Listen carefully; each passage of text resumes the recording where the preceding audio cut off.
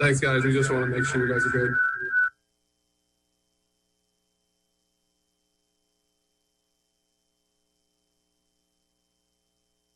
Can you see me waving? Or do I? Yeah, he can see. So that's 1, 2, 3, 4, 5, right? Yay. Okay. Today is Tuesday, March 24th. The time is 5:30, and we are here for the regular session of the Coppell City Council. We are social distancing, as you can see us spread out here, and we also have teleconference. So I am going to, there is a quorum present, so I'm going to call the meeting to order, and we will move to executive session, and we will be back shortly. Thank you.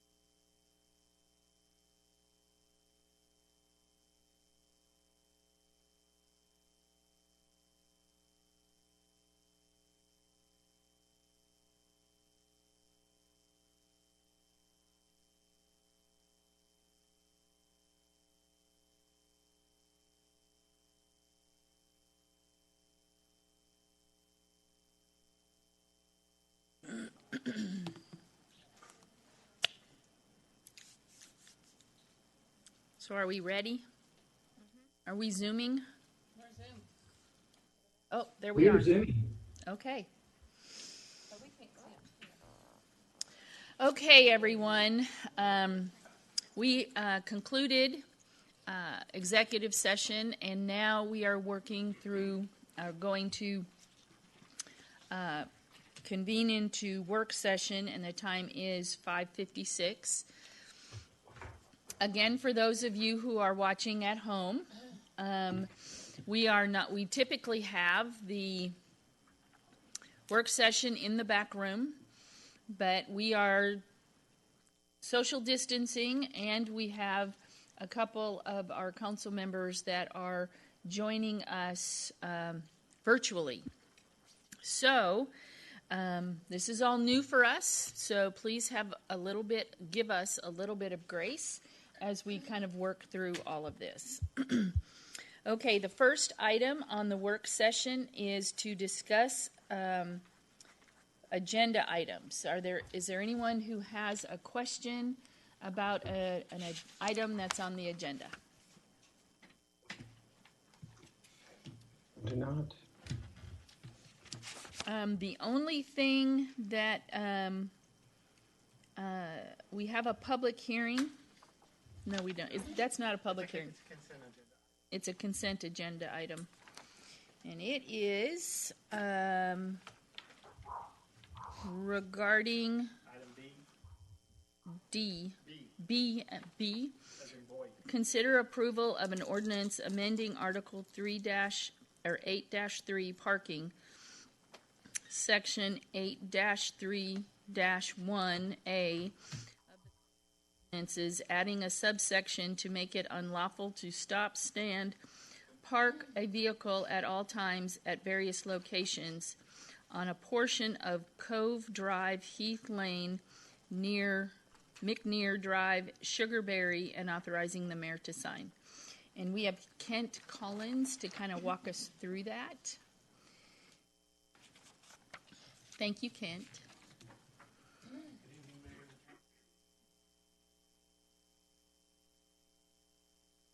Working. We can hear. All right. It's unusual, usually up there. So we have these four no parking locations. You recall last time we brought a no parking item before you. The question was asked if it was due to some concerns from fire and PD about access, particularly entering certain streets.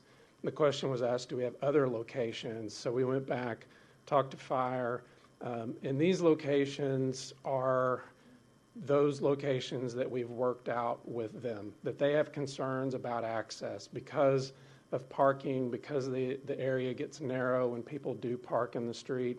So we have reached out to residents in the area. We heard from one of the residents on Cove Drive.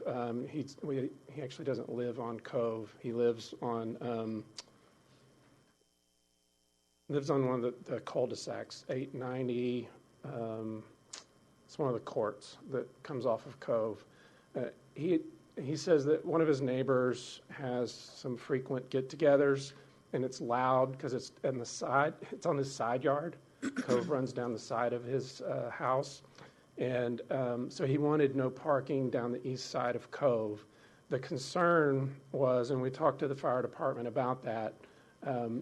They're concerned that if we prevent parking on the east side of Cove, all those people that park along there will just move to those side streets down into those cul-de-sacs because they're really short streets, and then they would not be able to access or turn around in those cul-de-sacs. So that stretch that we're recommending no parking on is in the cul-de-sac at the end of Cove. So the concern is if we prevent parking on the east side of the straight section of Cove, we would just move people into those other cul-de-sacs, which we would have the same issue. So that's why in that one location, and that's the one resident we've heard from on this particular item, we did not recommend no parking on the east side of Cove for that reason. So initially we were recommending no parking along there because we did hear that.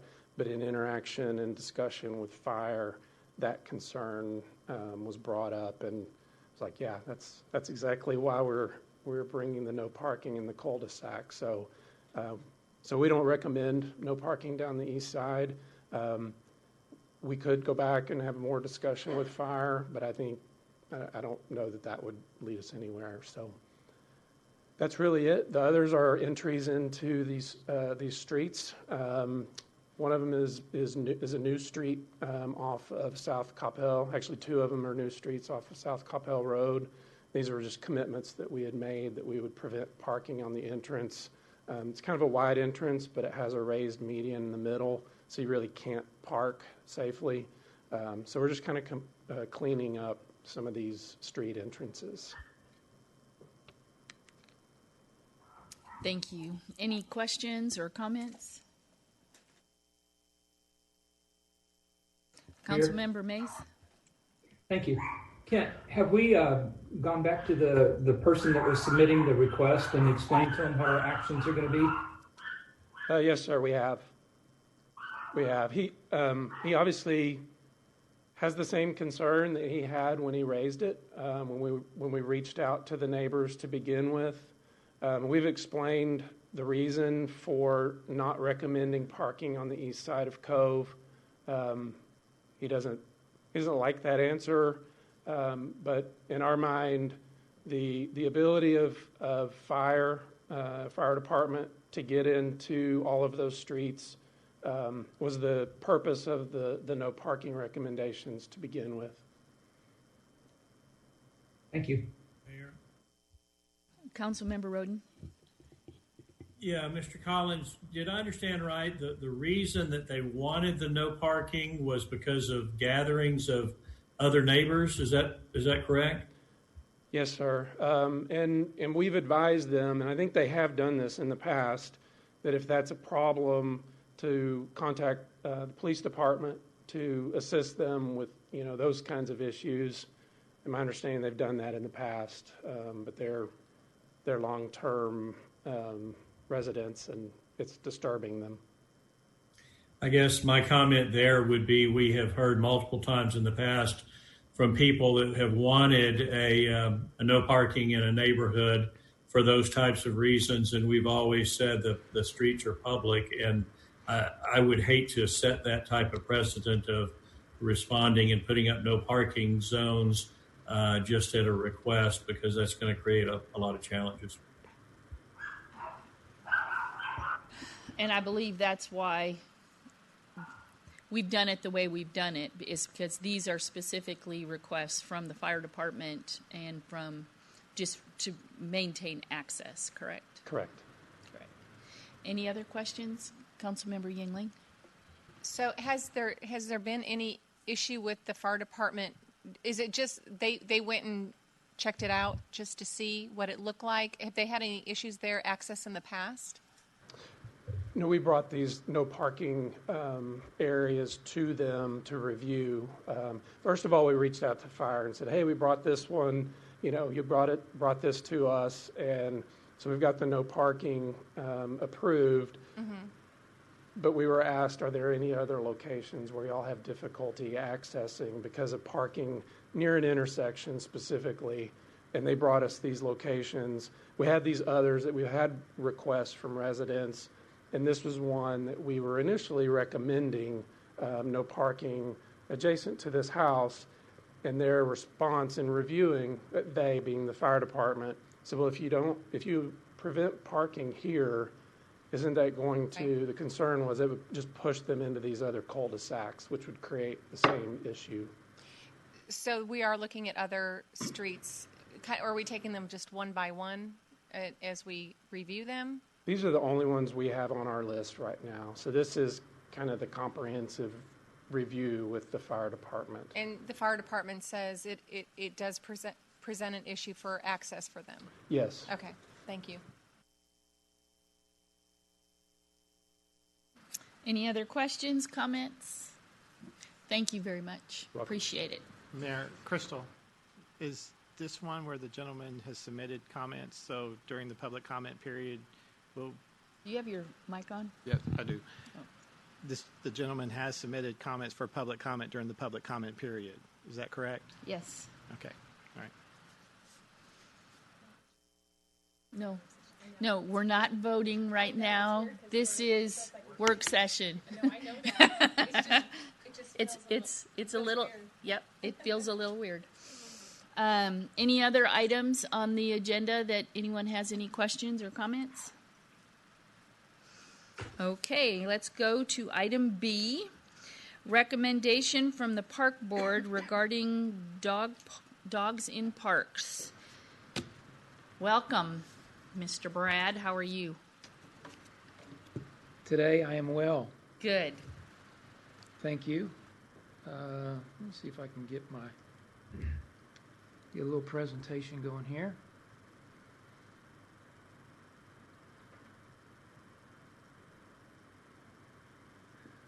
There we go.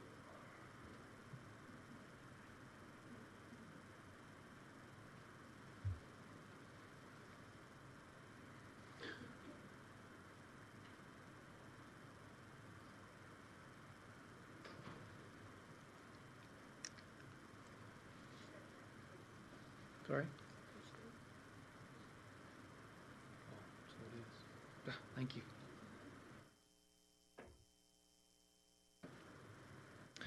Mayor and Council, thank you. I would like to bring you up to date as far as a park board recommendation to the City Council, and ask the Council at the end of the discussion if you would like us to bring back a proposal for changes to the ordinances that are related to dogs in the parks and playgrounds.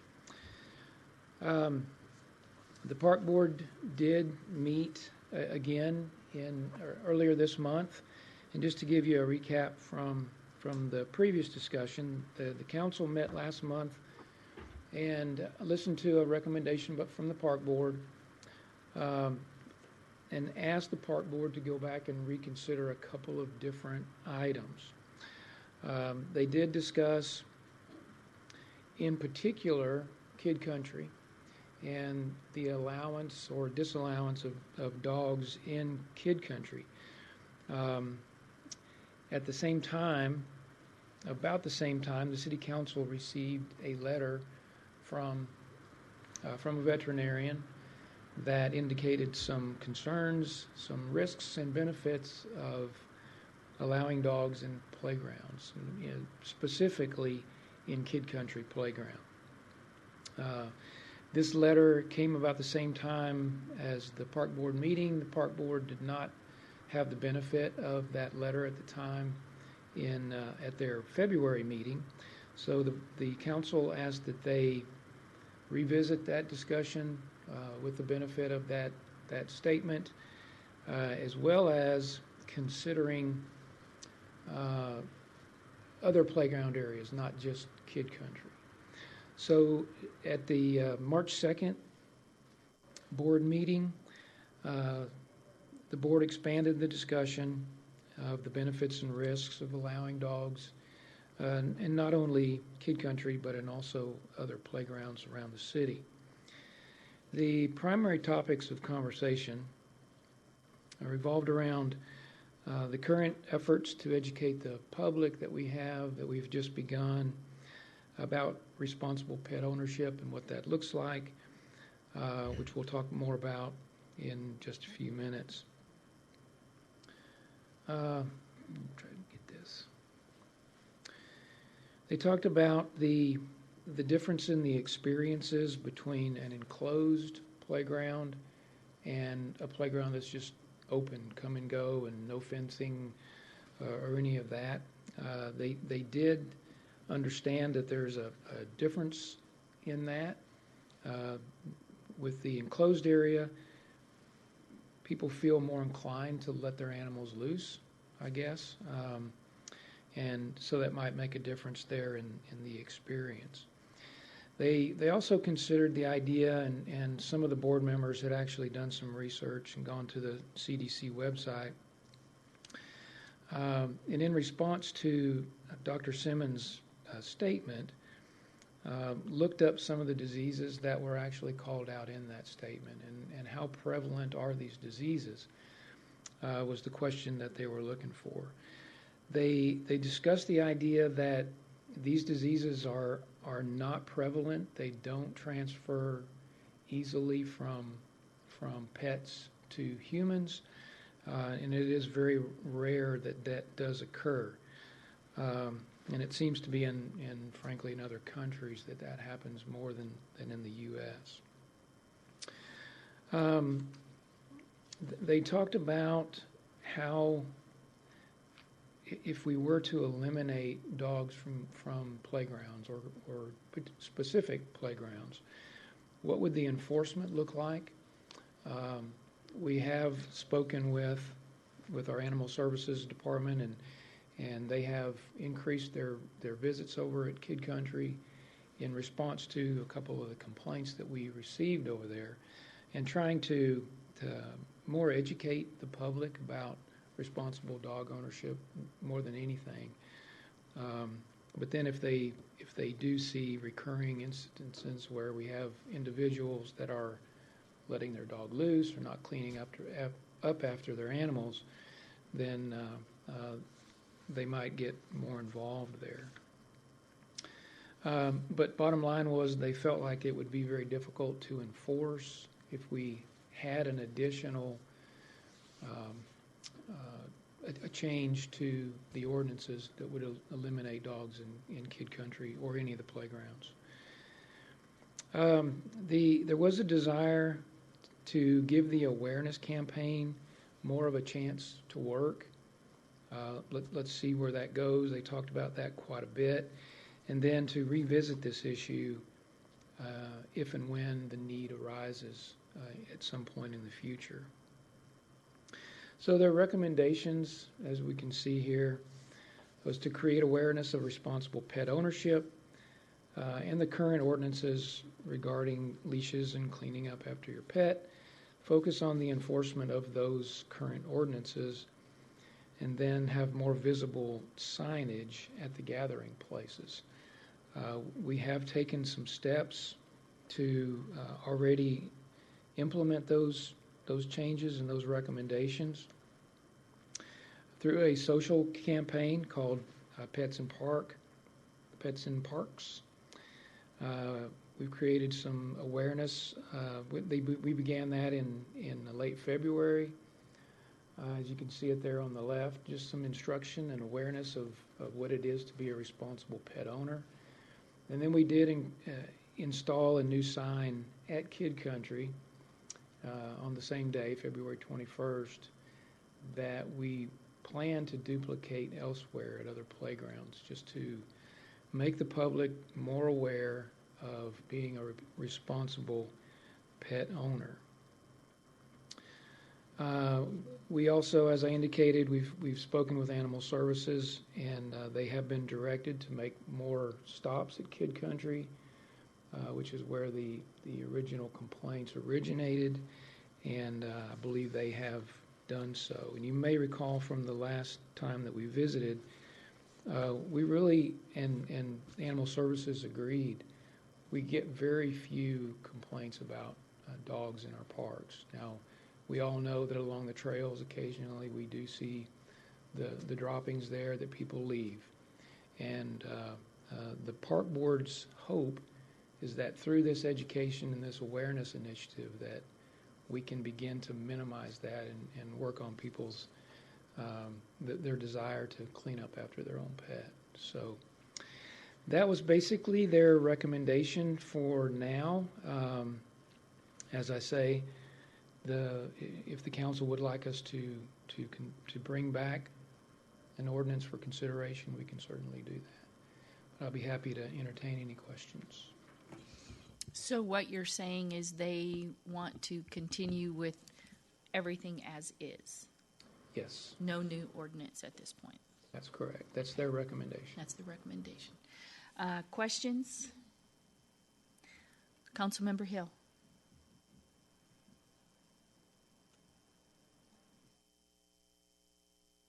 I had to unmute myself here. So I know that we get many complaints from incidents associated with dogs in the parks. What percentage of those occur in Kids Country? Do you know? We rarely get complaints about dogs within our gathering areas. We have received some very recently, but they are far and few between as far as interactions with dogs or behaviors of dogs. It's more along the lines of owners that don't clean up after their pets. Those are the main complaints that we get. And it's usually out along the trails where people really notice that. Right. Okay. That's all the only question I had. Thank you. Any other council member? Matthew. Thank you, Mayor. Thank you. Brad, I have a question. I do see the sign outside. Do we have any signs inside on the fence? No, sir, there are no. This is the only sign there now. Is it possible we can install few more inside on the fence so people can see them when they are inside? We can certainly do that. Thank you.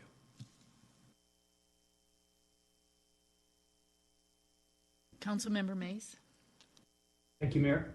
Brad, you talked about the number of complaints that we get about animal droppings on the trails. How about off-leash dogs and animals? Do we get many of those complaints? Not a lot of complaints, although we do notice it quite a bit. most people do comply, but there are, of course, some that don't. But rarely do we get complaints about those. They are things that we view in the parks, and I know Animal Services occasionally will stop someone and just remind them about that ordinance. And we do also, park staff occasionally will stop someone and remind them. Not that it usually does a lot of good, but we will do that occasionally. Okay, thank you. So, thoughts? Councilmember Hino. This is work session. Brianna. Oh, sorry. Yeah. So, thank you.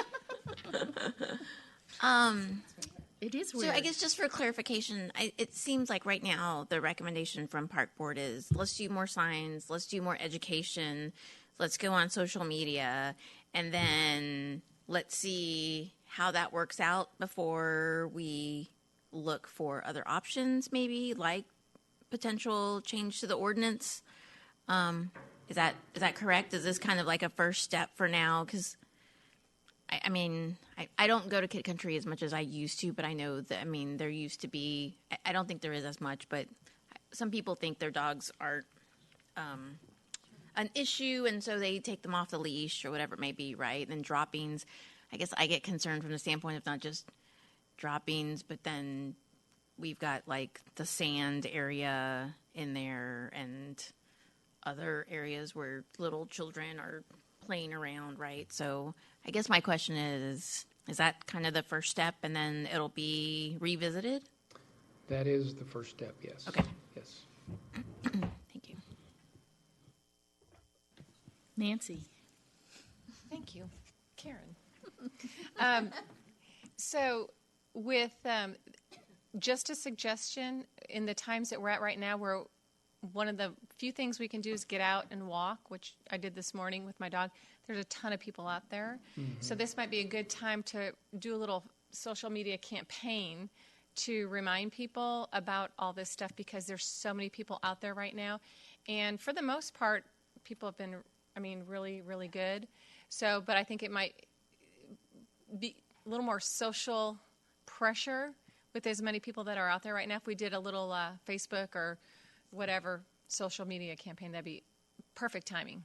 I have seen these on Facebook. Okay, good, because So I haven't been on Facebook very much. So. Thanks for that insight. yeah, I have seen it. Okay, good. Perfect timing. Thank you. So if you do get on it, share it so that more people see it. I believe they were also scrolling those at the core on the video system there. So, because I remember seeing it there. Mm-hmm. Yes, but nobody's seeing that at the core right now. I know. And just quick, those signs also, just because I can't think right now, I haven't been on the trails in a while. I walk just around the neighborhood, but there's also connected to that is like the trash can and the bags too, right? Is that easily accessible around Kid Country? These are standalone signs. Oh, they are, But okay. we do have separate, we have quite a number of those You do spread have a out lot of through them, the yeah. parks. Yes. But near Kid Country as well. Okay. Anybody else? Okay. Is everybody okay with the recommendations by the park board? Yes. Yeah, thumbs up. Thumbs up, shaking heads. Yeah.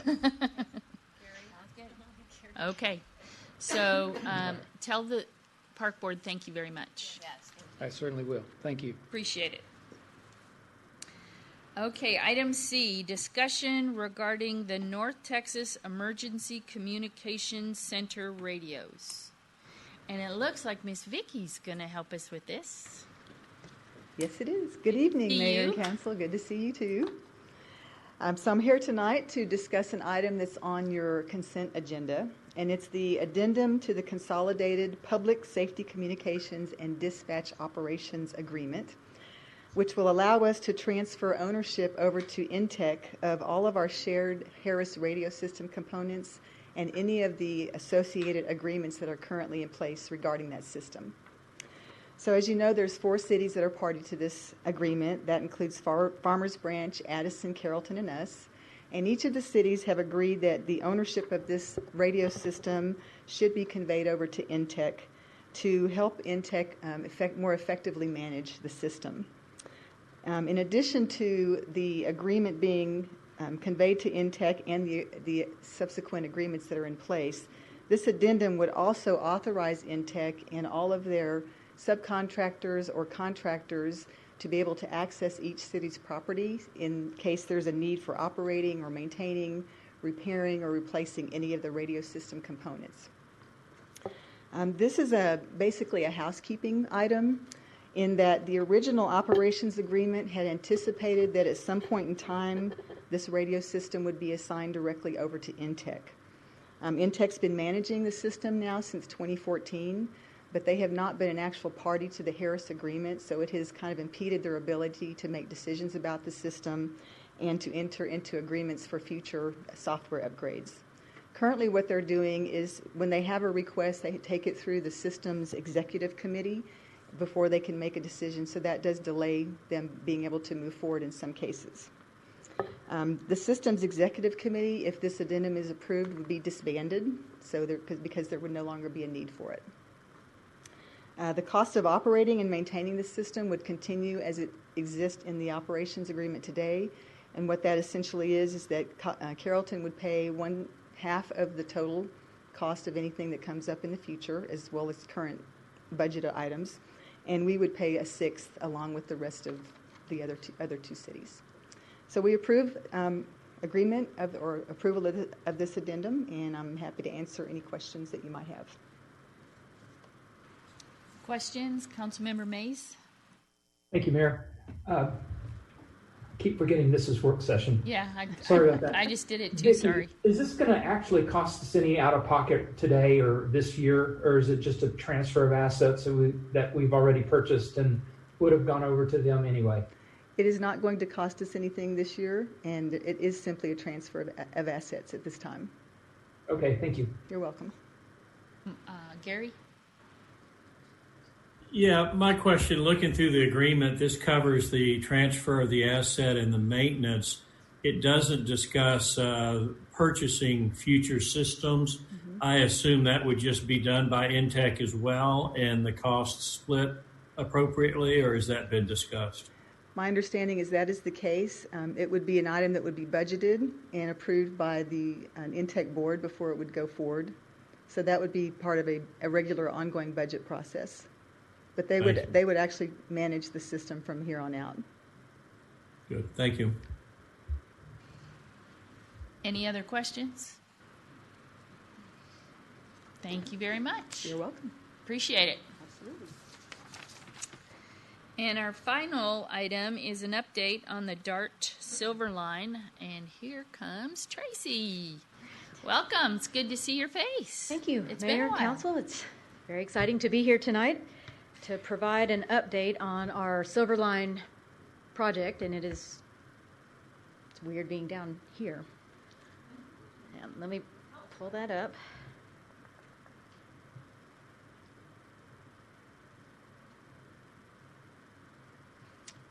There we go, DART.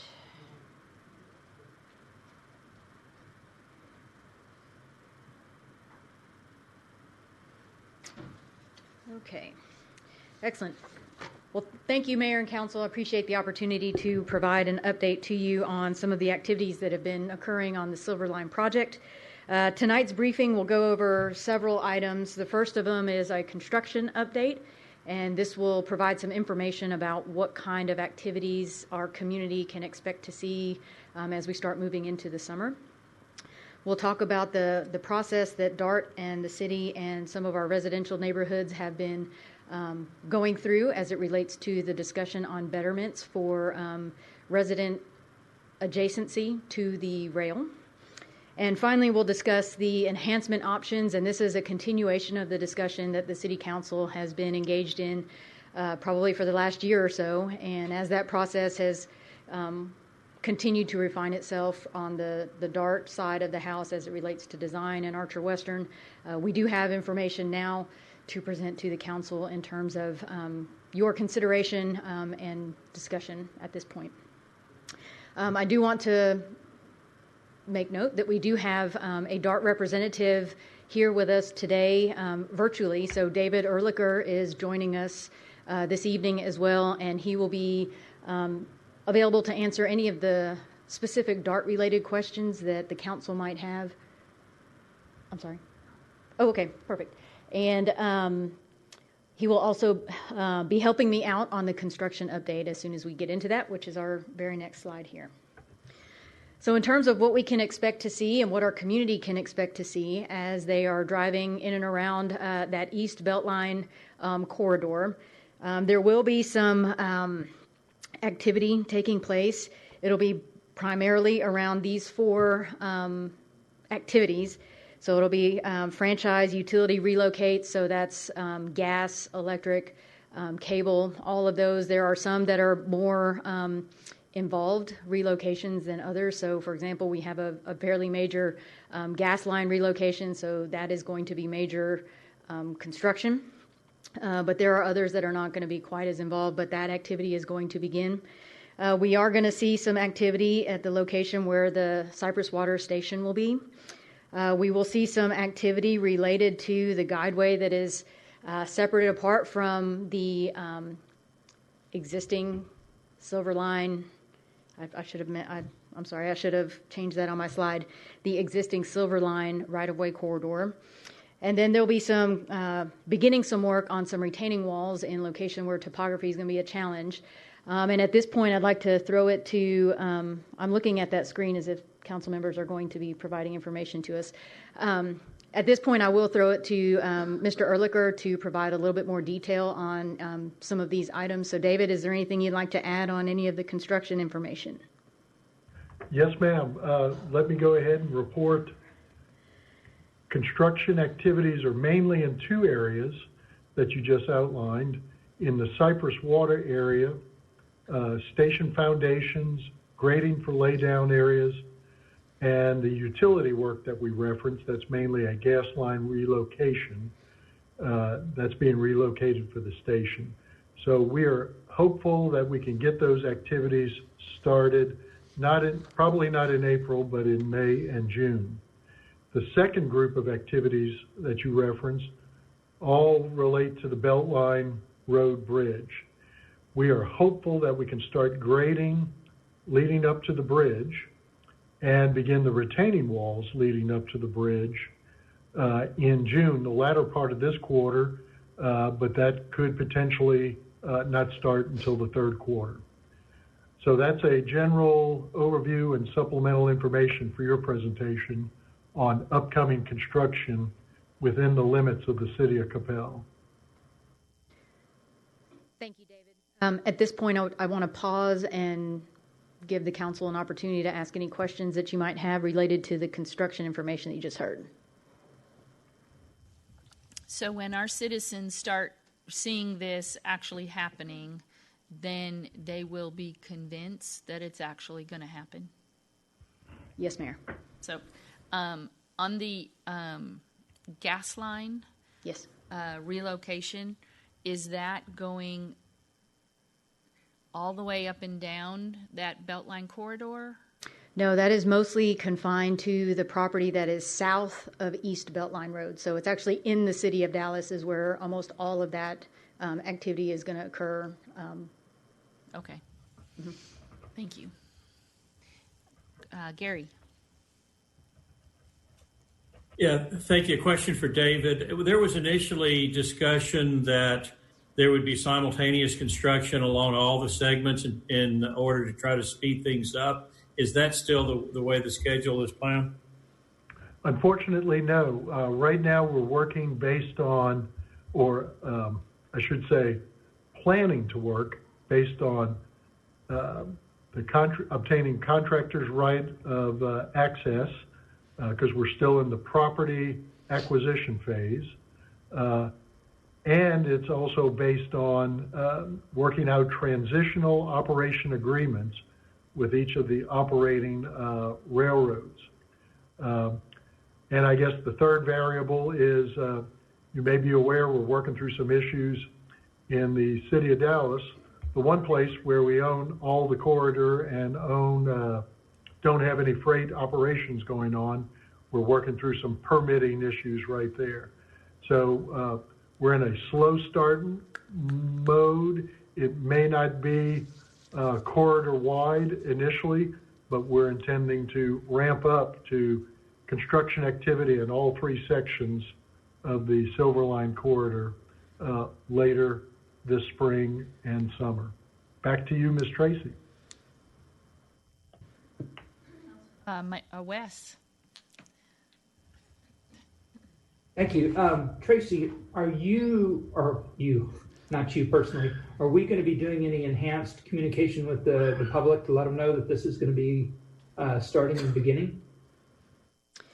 Yes, so we'll be in communication with DART as it relates to some of those specific activities that would have an impact. So, for example, any work that would require lane closures or anything like that, we will be certainly in communication with DART and relaying that information to our community. Thank you. Any other questions about this section of it? Okay. Okay, wonderful. We will move to the next section of the presentation, which is to provide an update on the betterments process. And if you'll recall, the betterments are improvements that provide additional mitigation for our residential areas that are above and beyond anything that is required by the environmental impact statement. And so in terms of the process, DART over the last several months, probably the 6 or 7 months, has held a series of meetings with the residential neighborhoods that are immediately adjacent to the rail to discuss their betterment improvement priorities. And almost all of those discussions have circulated around the idea of betterment walls. And the DART board did allocate a substantial amount of money for the city of Coppell and the neighborhoods there that are impacted for betterment walls.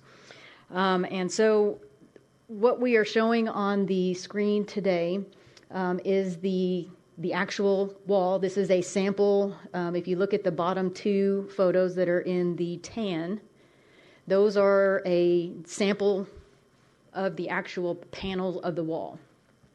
And so it is a absorptive wall, which is a sound absorption wall, which is different from what the type of wall that we started this conversation on. And so if you'll notice the very bottom left, it is a very textured wall, and this textured side is what will be on the side of the wall facing East Beltline. So it'll be what is facing the rail, and that special face there is made of a specially treated wood chips, which are then poured and pressed into the concrete mold with the rebar, which helps with that sound absorption as the sound hits that material. So you'll also notice it is the definition of the actual imprint looks really diluted in the up close. And so I did want to include the top left photo for the council's reference there, because this is the template that we've selected in terms of what is the look of that wall. And the color is represented by the two tan photos at the bottom. So it'll look like the one on the top left, but in the color of the bottom two. How we landed there is we wanted to match as closely as we could the type of wall from a look perspective that we would require of a residential developer who was coming in to install and construct residential homes in Coppell. We would require them to have a screening wall, and we wanted to get as close as we could to the type of wall that we would require that developer to install. And so this is the side facing, like I said, this is the side facing East Beltline. This is where the city has a primary interest, because that is going to be the piece that really impacts the traveling public. It's the part that people will see.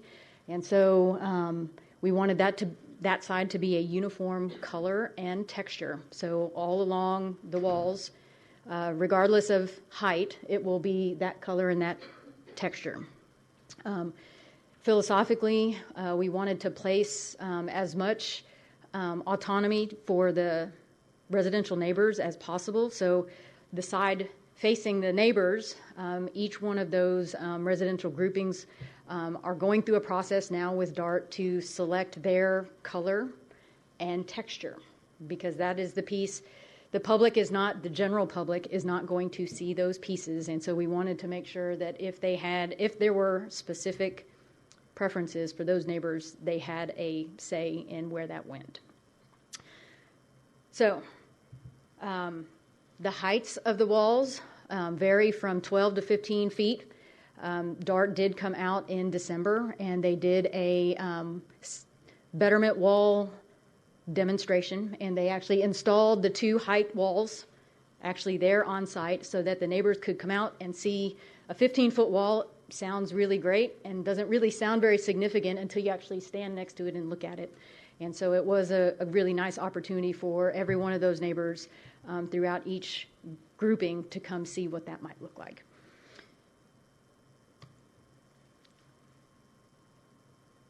What I want to do now is just walk through each one of the 3 groupings. And so we'll start from the east side and work our way west. This is the Oaks at River Chase, and it may look like all one apartment complex as you're driving along East Beltline, but it's actually 2 separate apartment complexes. This is the one that's bisected by Fairway Drive. The owner of this property, their primary objective was to make sure they had as much screening as possible from Beltline. And so that is why they've selected a 15-foot betterment wall for their section right there. If we move to the west, this is the clubs at River Chase, and they actually had a completely different priority, and they wanted to preserve some visibility from East Beltline. They really like the look of their property. They want people to know that there's a really nice apartment complex there, and so they wanted to preserve as much as they could some visibility from East Beltline.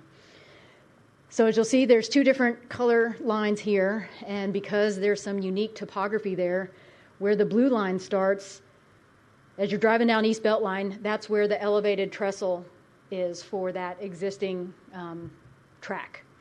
So the topography there really dips down and the elevation really starts decreasing there. And so where this neighborhood landed is the red line. They will have a 12-foot wall with additional landscaping that'll be on the residential side of that wall. And then because of the dip down, if they had maintained that same 12-foot wall all the way across at the property line, it would have essentially rendered itself useless because of the change in elevation. And so what they have agreed upon for that stretch where it starts to dip down is a 15-foot wall, and they're going to put that right at the rail right away, as close to the track as is possible, to preserve as much height for the sound absorption as possible, and it's probably going to look about the same height once it's all said and done. I did highlight a section there where there is a little bit of overlap, and those 2 walls will overlap, and DART will be installing a chain link fence in between the 2 to eliminate pedestrian traffic. That chain link fence I don't think is going to be visible from the traveling public, and so we are proposing to leave that as chain link fence. Crestview Drive, the priorities here were really around reducing the sound impact and the visual impact, both to the rail and from the rail.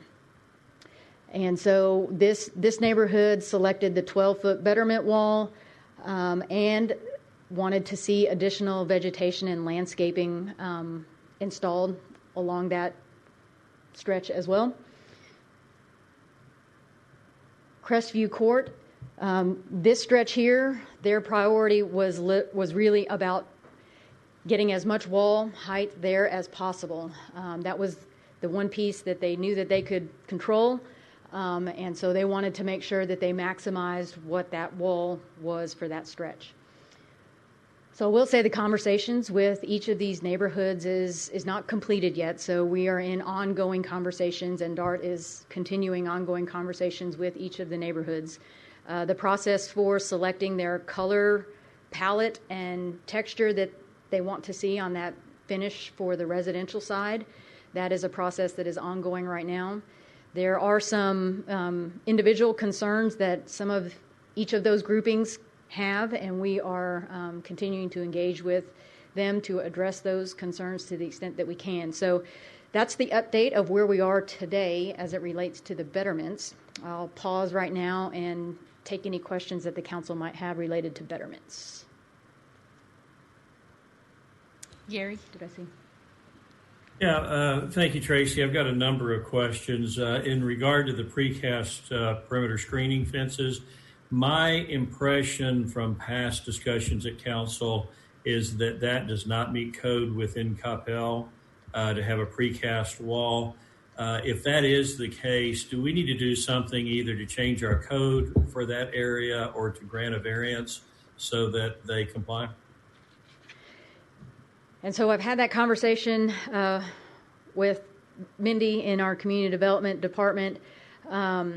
Really, the way that has landed is this is within the public right of way. It's within DART's right of way, so it's not technically in private property. So in terms of would that apply to this improvement here, that's why we wanted to make sure that the look of it was as close as we could get to what we would require if this was on private property for a private development. I guess what I would want us to do is everything possible such that sometime in the future when an individual developer is being forced to do individual masonry units, that it's clear that there's a difference. Okay. Yes, sir. We can. Secondly, you had mentioned the installation of vegetation. Yes. Who's responsible for maintaining that? DART. Okay, so as long as it's in their right of way, then our agreement with them is they need to maintain it. Yes, and that is one of the outstanding issues that one of the neighborhoods is having continued conversations with DART just to make sure that they understand completely what the responsibilities for each party will be. But David, unless I'm mistaken, that maintenance responsibility for that is with DART, correct? Yes, ma'am. Yes, ma'am. That's correct. Okay. Okay, thank you. Then the last question I had, you had mentioned that the individual neighborhoods were going to select a finish that they liked, which I think is awesome. But I'm assuming the finish on the south side will all be the same so that there's continuity as you drive along the Beltline? Absolutely, yes. So the, I'm sorry. I don't know if you're able to see the screen. The texture that is represented in the top left photo there is the template that we're proposing to be on the entire stretch along East Beltline that would be visible to the traveling public. And then the bottom two photos is representative of the color that will be on that wall. Okay. Awesome. Thank you very much. Yes, sir. Mark?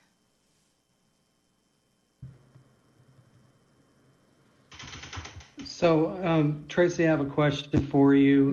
Looking back at a couple of those exhibits where you've shown the wall drawn, they seem to kind of end right at the property line, and I'm concerned about as the train approaches that they're still going to get a great deal of noise. Is there any way that they can extend those walls east and west past those developments?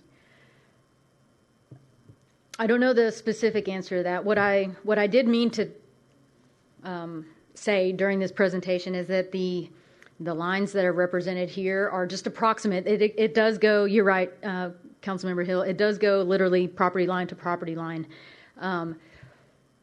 That is something we can follow up with DART on in terms of how far out some of those walls will extend, if that needs to extend beyond. I know there is one of the neighborhoods where that has been brought up as a concern, and that's something we're continuing to work through. So the exact limits of where those walls start and stop, those are still to be determined from an engineering perspective. Right now, my intent was just to illustrate kind of generally speaking where those walls might be. Yeah, it is. Okay, and then I had one more question, Tracy. That illustration where you show the two walls just kind of overlapping. And they said that they were going to infill with chain link fence. I'm concerned about flanking sound, infiltrating, and disturbing the neighbors. Is there a reason they couldn't put a solid panel there? That I don't know, but I will make a note and follow up with DART. We actually did not, the idea of the solid wall connecting the two, we actually did not talk about at all that I can recall in any of the betterment meetings with the neighbors. But I will certainly follow up with DART on that. Okay, thank you, Tracy. Yes, sir. Any other questions? Mayor, to Gary's question, I spoke to Bob regarding the wall not meeting our current code. Because they are a governmental entity and it is in public right-of-way, Bob's answer was he's going to have to do the research because some governmental entities do not have to abide by the code. But he will do that research, Gary, so that we'll have a better answer for you. Okay. Okay. All right. Okay, so we will move into the enhancement portion of our presentation this evening. Everything we've talked about up to this point is all within the allocated budget that DART has set aside for the rail project itself. Everything that we're going to talk about from here forward is related to enhancements to that base project that the city of Coppell and the city council would decide whether we would like to include any, all, none of the improvements that we are showing on this sheet here. Through the last several fiscal years, the City Council has proactively set aside funding to address some of the needs that we anticipated would be out there related to the Silver Line. At this point, that budget is $750,000, which has been saved and set aside. There are a number of enhancements that are listed on this sheet here, and we will walk through almost all of these. I do want to note that I inadvertently included that underpass lighting for the 584. That was something that we had not considered previously in our conversations. It is not something we're proposing right now, and so we will eliminate that from consideration because that was something we've eliminated back in December, and I inadvertently included it here. So my apologies on that. But we will walk through each of the other improvements that are listed on this spreadsheet. Okay. Quiet zones. And I do want to quickly revisit quiet zones, knowing that this is an item that the council has had a number of discussions on already. Related to Royal Lane, council has previously provided direction to us that that is an improvement that we would like to move forward with. At that time, the budget that we understood that project to be was $260,000. Unfortunately, that number did not include all of the costs associated with the project, and so that was literally just construction, and it did not include any of the administrative costs related to actually administering this additional piece to the project. So the new updated number that includes everything is now $320,000. Freeport Parkway, when we initially discussed Freeport Parkway, our initial plan that we had been in conversation with all of the stakeholders about was to go ahead and incorporate quiet zone design and all of the features that are compliant with quiet zone into our existing Freeport Parkway reconstruction project that's underway today. Probably within the last 45 days, we were notified that there were some safety concerns related to us proceeding forward with that design. And so our engineering staff is following up with DART, the design build folks, and the railroad to make a path forward for us there. So what has happened for that piece is we would be installing those quad gates at what the ultimate build out would be, which would be for double track. What is currently there today is single track. And so there is a potential, if those arms fall down, there's a substantial gap between the existing track that's there today and where the gate is that could trap a vehicle in between those two. And so that is a condition that is obviously unsafe. And so we are going to be working to identify what we can do now and roll that into the Freeport project and what can be done later. And so we are in conversation with all of our stakeholders for that piece. I do want to pause right here and get some direction and reaction and conversation questions from council related to Royal Lane, because that is a piece that we did have previous conversation and direction about. Want to make sure we are still heading in a direction council is comfortable with. One, I want to applaud you on your description of the problem, because you made it very visual and very easy to understand. So thank you for that. Questions? I personally would think that the direction that you have described is where we would want to go. Does anybody have another thought? I don't think. Question. Uh-huh. Thank you, Mayor. Question is, yes. $750,000 that we have, yes. That's already there. Yes, sir. And the 1.5 million or 1.6 million is it total cost or is in addition to the 750? So the 1.6, that range that you see at the bottom there is just the total of all of those improvements that are listed in that table here. So if you take out that $584,000 on the lighting, we're probably looking at 1.1-ish as the subtotal for if the council decided we wanted to do every bit of that. Knowing that we don't have a number yet for Freeport, we would have a gap somewhere in the neighborhood of about $300,000. Is that the question you're asking? To be clear, 750 is what we set aside so far. The number that's up there shows that's what we have allocated so far. The project's total, that number at the bottom. So it's not 750 plus 1.6. Right. So okay, if I understood your question correctly. Question. So where will the remaining money comes from?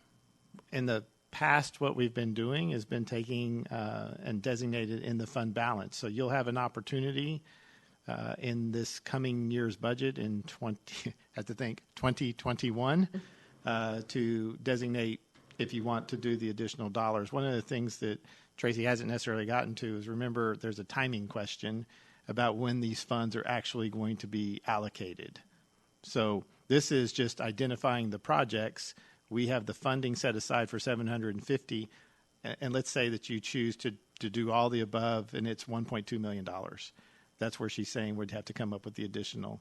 And we may have 2 or 3 more years to do that, just depending on when the revenue or when the funds need to become available, because that's the part that we haven't gotten spelled out yet, unless, Tracy, you know something different. No, we've had preliminary conversations with DART about that exact issue, and at that point it was way too early to set out any sort of firm timeline on what that would look like. We do not have an agreement with DART yet Correct. on these betterments, so part of that agreement will spell out when those funds would be necessary. Okay, thank you. So we really have to budget this next year if we want to pursue this.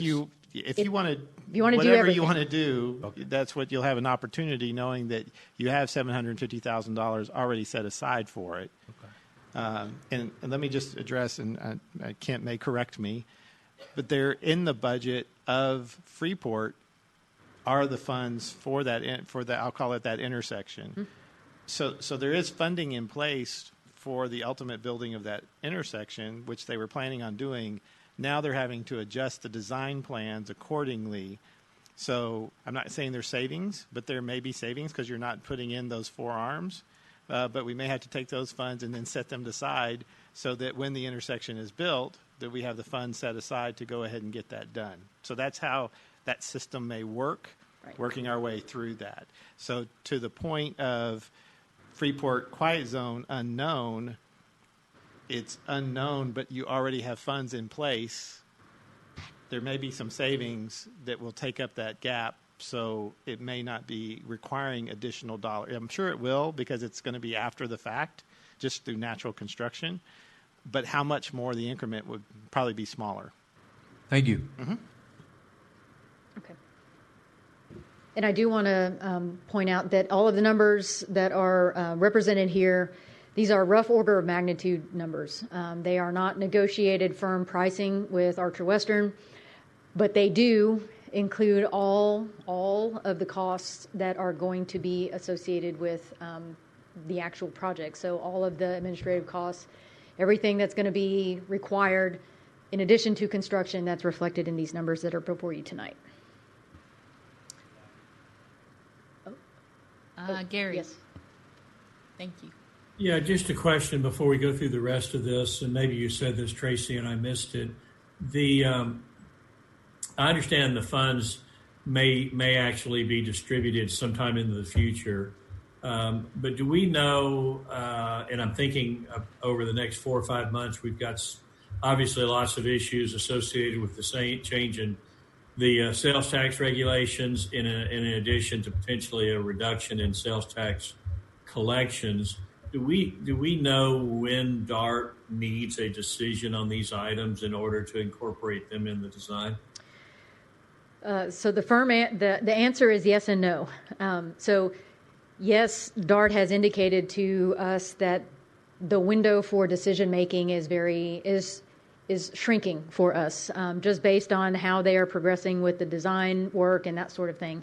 Has DART provided us a drop dead date that says you must have a decision to us by this date? We have not gotten to that point. So one of the things that is at the very end of this presentation, we'll talk about kind of what that timeline looks like and how we'll walk through those decisions post this meeting today. Thank you. Any other questions? Okay. Okay, upgraded security fencing. This is an item that had been on the menu of options. It is not something that had been presented to the City Council to this point. We've been working with Archer Western and DART to get this rough order of magnitude cost. And so the security fencing that's represented here is fencing that is going to be required as part of the project in any of the locations where there is an opportunity for interaction with the rail and pedestrians. And so essentially what that means for us in Coppell is all of the at-grade crossings. There will be some measure of security fencing on either side of that roadway to eliminate the access that pedestrians will have from those streets onto the rail right-of-way. And so essentially for us, that's Coppell Road, Southwestern, Moore, Mockingbird, MacArthur, and Fairway. Now the base fence will be a 6-foot chain link fence. So if we were to do nothing, what will appear in these locations is a 6-foot chain link fence. What I asked DART and Archer Western to provide us with is a quote for a fence that is similar to what we installed over at Allen Road Park. So steel 6-foot fence with a mow strip. That's reflective in the number that is up on your screen this evening. And what we are going to do is kind of walk through these. I'd like to give the council an opportunity to ask any questions about any one of these slides. I'm not asking the council to make a firm decision this evening on any one of these, maybe outside of Royal Lane, which I've already gotten direction from you on, so thank you. But the remainder of everything we're talking about now is just to make sure that we're providing a foundation that all of the council feels comfortable knowing what this improvement is, because we're going to ask you to complete a prioritization spreadsheet for us that we will then use to continue this conversation at the next meeting. So I'll pause now for any questions on this item. On this particular one, if I go to Carrollton and I go to an at-grade crossing, then I will see the typical chain link fence? That depends if Carrollton upgraded their fencing or not on some of those existing locations. So I actually do not know what Carrollton's got. Okay. but yet we could go scout one of those locations and have some photos and send those out to the city council. The only thing that I know what our fence looks like. Yes. Because at one point we talked about, like a black coated, black vine coated. I know that doesn't last forever, but neither, I guess, no fences do. Right. But it would be nice, because I know that number would come down dramatically if we could kind of see what that looked like. Okay. Yes. For Because 6 foot black vinyl coated. Okay. It would be nice to see those, this is what the normal is, this is what the black coated is, and then this is what our iron fence would look like. Yep. Is that the input that you're looking for? Yes. Because then that would help us, I think, actually visualize what it was going to do. Yeah. Because I can't see what a fence you said it limits their access to the rail. Yes.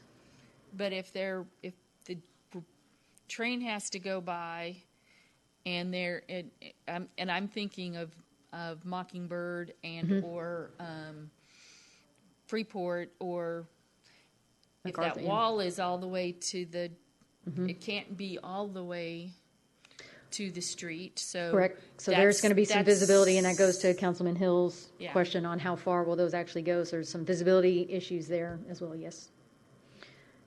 David, do you have any input in terms of the security fence on kind of how that would look as folks are at those intersections? But that's a little tough to describe. It will generally be used at the right-of-way line, at the far limits of the right-of-way on either side, and get as close to the city right-of-way at the street crossing as possible. Back to you. So you're saying, David, that the pictures would be helpful. Would be helpful. Yes, I agree. We can definitely bring those back and provide those to the council. Yeah, that would be great. Any other questions about this item? Okay. No? Okay. Wonderful. Okay, all of the other improvements that we're going to talk about from here on out are all going to be related to the South Beltline Bridge overpass. So the first couple things we'll talk about are painting options. And so this is to make all of that concrete look better. And so we have options to paint those retaining walls that are going to be constructed as that guideway gains elevation. And we can paint all of the support, so the sub and superstructure that's going to be required for the actual overpass over South Beltline. The colors that are here are just representative of what painting might look like, as opposed to just the plain old, you get the steel and whatnot. So that's painting. And we could come up with the palette that the city council feels like would be appropriate for that location. I'm sorry? They're both painting? Both of those are painting? Yes. So one is about just painting the wall itself, and then one is about repainting all of that support structure and the walls that are the shoulder pieces. Okay. Okay, so the next piece is about the actual support beams, and not beams, the, I don't know what you call the columns, thank you. And these are an either or, not an and. Obviously, you can't have both. The form liner, obviously, is the higher budget item, and that's really just a function of the construction of what that looks like in terms of having to that form liner and how all of that is constructed in the field. That price reflects the additional work that's related to that, as opposed to just the rustication on the bands. And so that's what that's referring to, is just those horizontal bands, which is a much easier lift in terms of a decorative option. I'll pause here for any questions that council might have related to the columns. Nancy, Thanks. Yes, ma'am. Tracy, so that price of 41.3 or 98.2, Yes, is ma'am. that for the total price for all the columns? Yes. Okay, thank you. And these are, I also meant to mention that these are, while you have seen this menu of improvements related to South Beltline Bridge, these are updated numbers based on updated quantities as Archer Western has progressed through their design process. So they look slightly different, but not substantially different from what was shown back almost a year ago. The last sections of improvements for South Beltline Bridge really is about landscaping. And so there are options for landscaping both to the north and south. So installing some landscape islands to the north and south of where that elevated crossing will be, so landscape islands. And then landscaping to the east and west where the retaining walls are, which would help buffer the visual impact of those walls of concrete that are there. And so I want to point out that for the landscaping on the east and west sides of the bridge, so that's the pieces that are obviously parallel with East Beltline Road, that 150 is a staff-generated number, so our park staff came up with that based on creating several landscape islands on each side. Should the city council desire to move forward with that option, we would coordinate with DART to let them know kind of what we would be looking for there and get a firmer price on what that would look like from them. The last piece on South Beltline is the city logo on those end caps for the support structures there, and I've circled a sample of what that could look like. East and west traveling through there, that would be a nice entry to have city logo on some of those support structures. So, any questions on any of those items? When I think of that visually, when you think of north and south of the bridge, that would be in our island or our median island. Yes. Sorry, our median. Yes. So the portion of that is below the DART bridge is what, concrete unless you do something like this? Yes. I'm not sure I've seen landscaping underneath. Is that what you're asking, Mayor? Well, that's why. But it says north and south. Yeah, so of north the and bridge. south. So that would be if the bridge is here, it would be extending out north and south from that bridge to the right of way end, because then it's our median, right? It would be in our median, and it would be what we asked them to do was make that consistent with the design that we would see for South Beltline, so eventually when that project comes through, it wouldn't have to be landscape that gets ripped out. Okay, that helps me visualize it. I have to get used to this.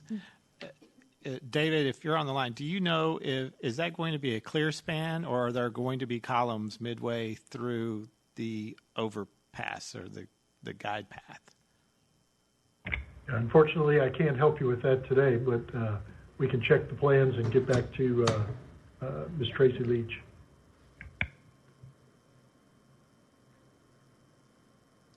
Any other questions about that?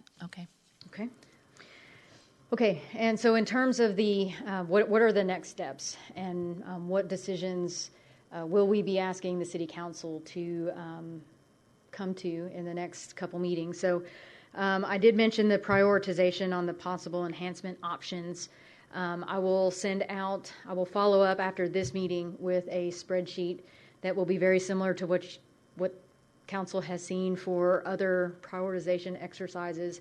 It will have each one of these options that we've talked about today, and I will tally all of those up and use that as the starting point for our follow-up discussion at the next meeting, because we do want to have a more concrete conversation with Council in terms of either knocking things right off the list that say, the low-hanging fruit, we're not interested in those 3 or 4 that are really lowly rated, and then we'll focus our energies on those that are above whatever that natural break point is.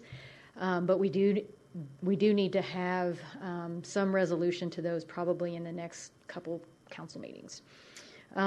Once we do understand what the universe looks like for the improvements that the City Council would like to move forward with, we will be working with DART on an addendum to that master ILA that the council approved back in 2017, and be bringing that to the City Council for final approval.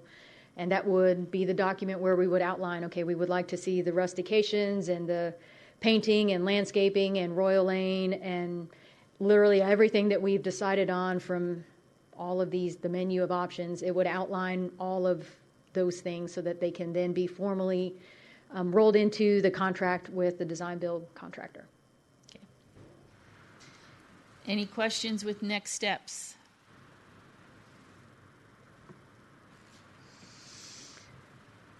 Okay. Thank you very much. Thank you, Mayor. Are we done? Yes, ma'am. Thank you, David, for joining us. We really appreciate it. Yes, ma'am. Thank you. Tracy, you did a great job walking us through that. I appreciate that.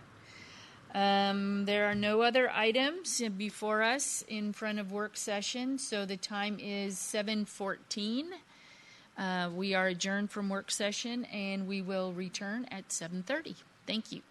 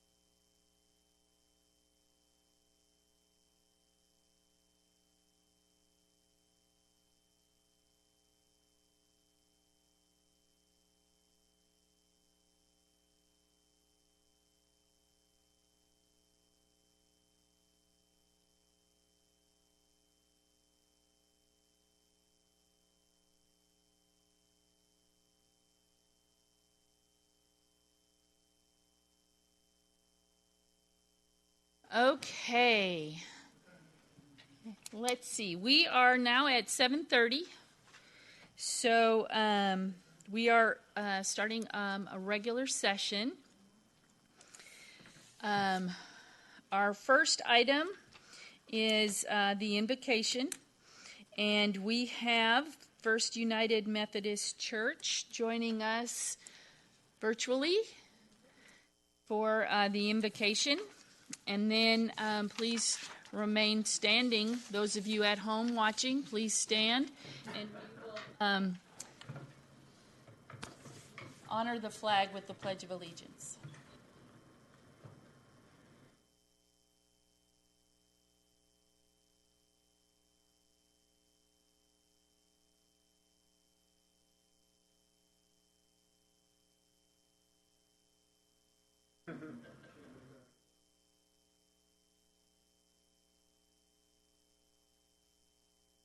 Is it not on here? Where is it?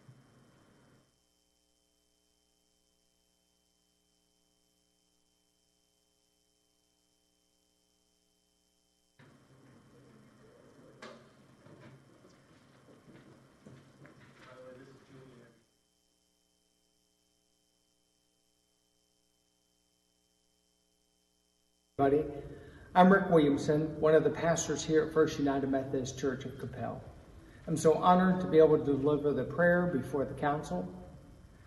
In our trying days right now, it really behooves us to look beyond ourselves, to help one another, but also look up towards God for the strength and the wisdom in these days. So with that in mind, let us go to prayer. Dear God, we give you thanks for another day of life. We give thanks for all that we have in living in this great city. Lord, we lift up our council members and those decision makers in our city and our leaders around the world, in our country, and pray for your wisdom to be with them, your grace to be with them, that they may be able to deliver a sense of hope in the midst of these trying times.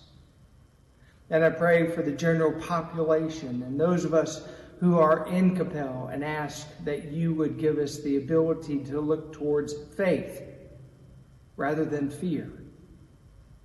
And most of all, together, to look up to you for the wisdom we need in all the choices we make every single day. Lead us in this time. For it's in God's name we pray. Amen. Good evening, everybody. Thank you very much to Rick for joining us in that fashion. And now please join me in the Pledge of Allegiance. To the flag of the United States of America and to the republic for which it stands, one nation, under God, indivisible, with liberty and justice for all.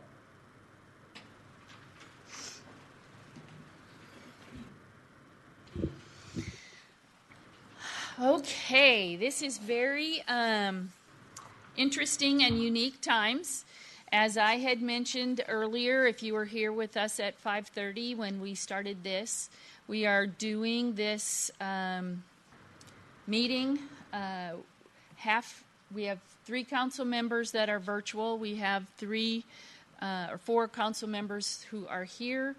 And then we have a variety of staff who are here. We've had a couple of people join us at the work session virtually as well. So please give us a little grace if we stumble a little bit and while we are trying to figure out this technology. But it's very important to us, especially in this next item. We have the citizens' appearance. We put out the today in more than a couple of different ways to ask people not to come to City Hall because of the shelter-in-place order that is out there. In order to get this whole thing going, we have more than 10 people here in the building. We have people sitting in different rooms so that we don't have more than 10 people in this room. So we are trying to comply with all aspects of the law and the ordinances. So what we did ask is that people send us their comments either via email or contact the city secretary for other options. Right now, we're taking them in order. I have 3 items that were asked to be read during citizens' appearance. The first one from Todd Storch, and he is at 739 Hammond Street here in Coppell. He said, for citizens' appearance, please read the following. On behalf of the Storch family, Tara, and my empty nester time is temporarily has Ryan and Peyton as they are back from college. We want to thank you for all the work you are doing and for keeping us safe during this COVID-19 epidemic. Signed, Todd Storch. The second item is from Jeff Varnell. And Jeff Varnell is at 1601 East Sandy Lake Road. He has The first one needs to be read during the public hearing? Okay. So the first item is about the a public hearing item, so we will save that until that. The second one is Irving Rambler, the official paper of Coppell? I think not. Their readership in our town is non-existent. As a 25-year plus subscriber and advertiser with the Citizens Advocate, I hate to see them go. But if a change needs to be made with readership over 10,000, the official paper of Coppell should be the Coppell Gazette. Save that for the other one. And then the third one is from Mike Ridgely, and his address is 890 Misty Harbor Court. And this is a question for the city of Coppell. This comment is in regard to the proposed no parking zone in a cul-de-sac on Cove Drive. The proposed location of a no parking zone to be voted on the council today does not address the original concern that I raised in my request for no parking zone along the east side of Cove in early February. I have neighbors who have large gatherings where their guests come park at our home by our home on Cove. Our bedroom is on the street side, and these guests are not considerate when their gatherings break up, often late hours into the evening. We have addressed this issue with the neighbors who have ignored our request. We have had to call the police to solve this. This is not a good use of our police department. We have spent over $3,000 to soundproof our windows, but the noise is greater than the windows were designed to block. When we were told by Public Works Department that our request for the no parking zone was going to the council, we were elated. When we received the proposal being carried forward to the council, I found that the proposed zone was nowhere near our home and absolutely would not resolve our problem. We were disappointed that we were not informed of the change by the city. We would like to respectfully request that you table the proposed no parking zone on Cove so that further discussion with the city and seek approval from dissenting neighbors if there are any. I would like to know what concerns were about the original note identifying the area I described. I have lived in this location for 23 years. This situation is affecting our health and quality of life in Coppell. Are there any others? There are no others. Okay, that is the end of citizens' appearance. Item 7 is the consent agenda. The consent agenda items are routine in nature and are generally enacted in one motion. These items have been previously discussed and or approved through budget. An item may be pulled to consider separately. Full descriptions are available on the screen. Tonight we have items A through G. Council members, are there any items that you would like to be pulled and considered separately? Seeing none, I will entertain a motion. Councilmember Hinojosa Smith. Thank you, Mayor. I move to approve consent agenda items A through G. Second by Councilmember Roden. All in favor? Long, Hinojosa Smith, Mays, Roden, Yingling, Matthew Hill. None opposed. Motion carries. Good job. Excellent. Thank you very much. Now we will move to item 8. This is a public hearing. So I will open the public hearing. Consider approval of an ordinance amending the Code of Ordinances, Chapter 9, General Regulations, Article 9 through 11, Municipal Drainage Utility System, Section 9-22-1 through 9-22-7, repealing it in its entirety and replacing it with a new Article 9-22, Municipal Drainage Utility Systems, and authorizing the mayor to sign. Welcome, Mr. Collins. Good evening, Mayor, Council.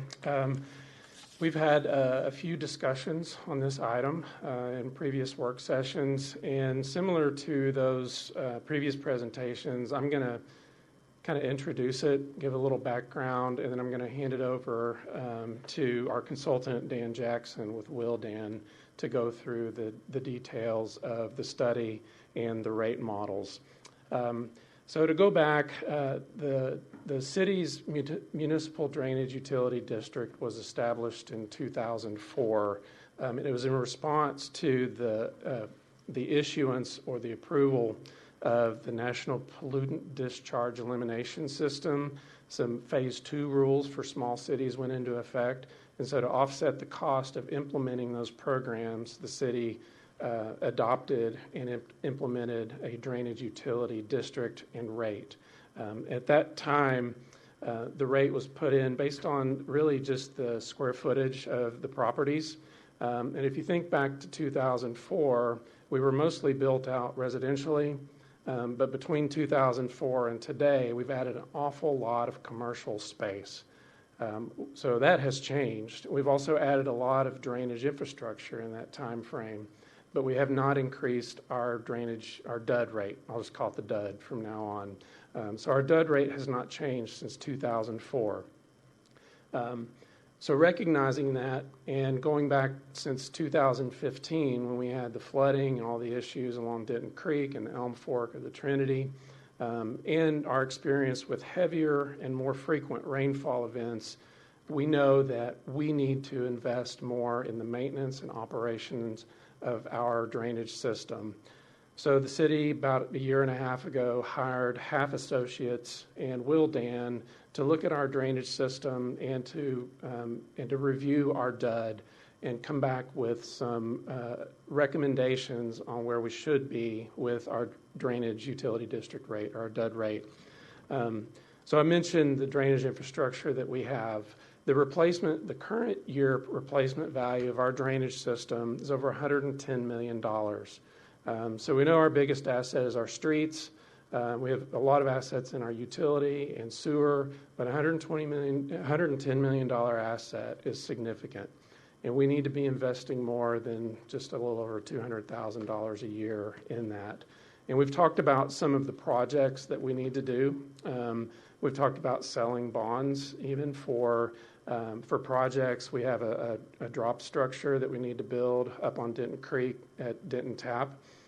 We have Stream G6 that we've talked about where we need to go in and make some improvements in the stream. And then we have outfalls along Denton Creek that we need to go in and basically rebuild. And all those projects are under design now. And the idea is that long term, we would have these projects, we would have these maintenance activities, and then we would have a separate and dedicated utility to fund those projects and those activities. So we've had, as I mentioned, we've had 3 previous work sessions. The first was in September 24th of 2019. Then we had a gap. Part of that is due to the holidays, but part of that there's other things going on. The next one was in January 14th of 2020, and the third was February 11th. So we've had a number of discussions about that, and we've looked at different rate models. We've got feedback in February on an accelerated or a faster ramp up of a rate model. So we've, by state law, in order for us to have the public hearing tonight, we had to advertise it in our paper of record. So we've done that. We did that 3 weeks in a row. So we've met that requirement. And I would say that if a new rate structure and new rate model is approved, we would come back at a future meeting, and that model would be adopted as part of our fee schedule. So that would be another meeting and another item in front of you. But the idea is the new rates would not go into effect until October 1st. So we have not budgeted any of the additional, we haven't assumed that anything's going to be approved, and we have not budgeted any of the additional revenue. So that with that, recognizing the situation tonight with no people being present, we'll go through the presentation. I'll invite Dan to come up, go through the presentation. I would say we're prepared to answer any questions you have tonight.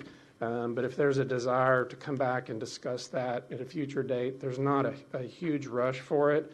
But we do need to have the public hearing tonight and open it and go ahead and do that since we've noticed it and we're kind of at that place. So with that, I will invite Dan Jackson with Will Dan to come up and walk through the proposal or the study and the rate structure. Thank you. And welcome. Thank you, Mayor. Thank you for coming out this evening. I appreciate the chance to be here. My name is Dan Jackson. I'm Vice President of Wildan Financial Services, and I've had the privilege of being the city's consultant on water, wastewater, and drainage utility issues for the past several years. I've worked with a team that has been composed of members of my firm, Wildan, along with Half Associates and Jenkins Consulting Group, to develop the long-term financial plan that I'm going to present to you tonight.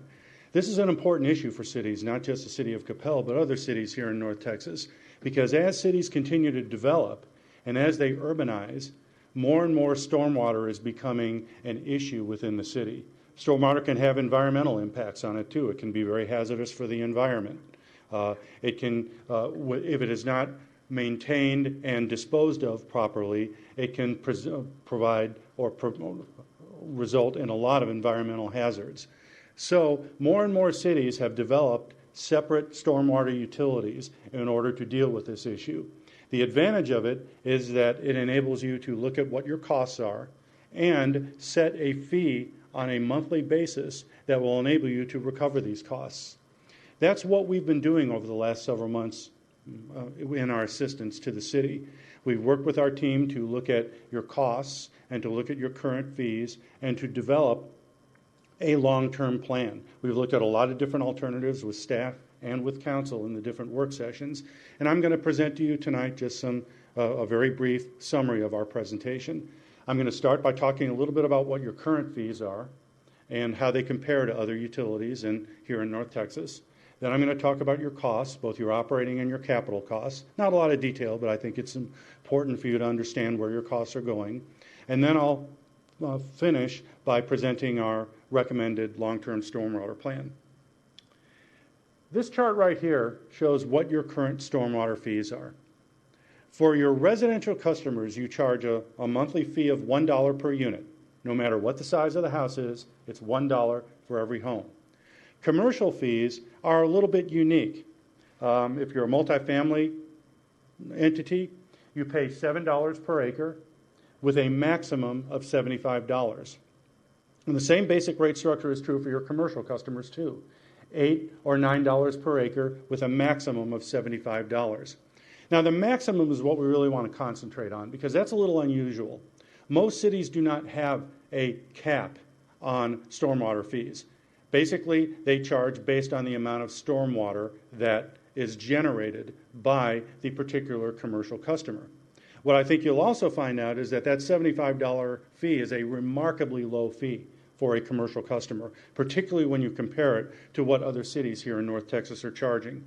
Let's look first at how your residential stormwater fees compare to your customers, to your other cities. As you can see from this chart right here, this is a comparison of monthly residential stormwater fees for cities in the Collin, Denton, Dallas County corridor. The city of Coppell's $1 a month fee is just about the lowest fee out there. We have been unable to locate another city that has a lower fee than you. Most cities charge a residential fee of somewhere around $4 to $6 a month. As you can see, cities like Mesquite and Grapevine, Flower Mound, Addison, Red Oak, they're in that sweet spot of about $4 to $6 a month. A few charge a lot more, cities like Salina and Lancaster and Keller. And what this chart also tells us is that North Richland Hills is by far the largest. So the $1 fee that you have in place is just about the lowest around. And as Kent indicated earlier, you haven't changed it in 15 years. That's extremely unusual because, remember, the cost of everything goes up over time. And so as costs go up, you've got to pass those additional costs through to your rate payers. And your stormwater customers are paying the same rate today that they paid back in just about the year 2005. Now let's take a quick look at your customer base. This chart right here shows that you've got about 12,000 residential customers here in the city. The vast, vast majority of them are about 2,500 to 5,000 square foot dwelling units. It's about what you'd expect, typical residential home. The 9,200 of the 11,000 are 2,500 to 5,000, but virtually no homes are more than 10,000 square feet. So that's the reason why most cities have just a uniform fee for residential, because the vast majority of them only have about 5,000 to 10,000 square feet of impervious surface area. However, commercial customers are a little bit different. This is a chart right here that shows your commercial base. As you can see, you've got about 564 commercial customers here in the city. However, there's a wide variety of impervious surface area that these customers have. And that makes sense because a commercial customer is anything from a mom and pop flower shop to an Amazon warehouse. So as you can see, you've got about 147 customers that are 2,500 square feet or less, but you have almost 150 customers that are more than 100,000 square feet. Now remember, you've got a cap on your fee of $75 a month. So what that's telling us is that some of these customers that have as much as 1 million square feet of impervious surface area are only paying $75 a month. And think about how much stormwater is being generated by 1 million square feet of impervious surface area. Costs the city a lot of money. And the stormwater fee plan that we're going to recommend tonight will help get you to the point where you are reimbursed properly for those additional fees. Okay, I want to talk a little bit about your costs. I'm not going to go into a whole lot of detail on this, but there are two basic types of costs that are incurred in managing stormwater. Operating costs, your personnel and your day-to-day operations, and then the more important one, which is your capital costs. You have to build infrastructure that moves the stormwater through your community and properly gets rid of it. We've worked very hard with city staff, and we've come up with a long-term plan for how much investment the city is going to have to make over the next 5 years in order to properly manage its drainage utility. This chart right here shows that you're looking at about $6.8 million of investment. Now, the advantage of this is that this is an investment directly in the future of your community. It is money that is put right into the streets and alleyways of the city of Coppell. And so while you are going to be asking your customers to contribute in order to allow you to make these expenditures, it's going to make you a better community because it's going to properly take care of this increasing problem within your community. As you can see, well, you don't have $6.8 million, so you're going to have to borrow the lion's share of it. So we're anticipating or we're forecasting that you're going to have to issue about $4.2 million in bonds over the next 5 years in order to fund this construction. Those bonds have principal and interest payments that have to be repaid, and the stormwater fee plan will cover that. This chart right here is a chart that shows your increasing costs over the next 5 years. In the year 2019, it costs you somewhere around $700,000 a year to run your stormwater facility. The bar chart is broken into several different components. The purple component is your personnel costs, and as you can see, over the years, they're going to go up a little bit. We're forecasting that you're going to add a person or two, and of course, you're going to have annual increases in salaries and benefits. And then you've got your operating costs. They're going to go up as well. But the key factor here is your capital costs, and that's in two components. One is your capital outlays, your $200,000 a year or so that Kent indicated earlier, and the other is the debt service on the bonds you're going to issue. The red and the green portions of this bar chart are really what's driving your cost increases over the next 5 years.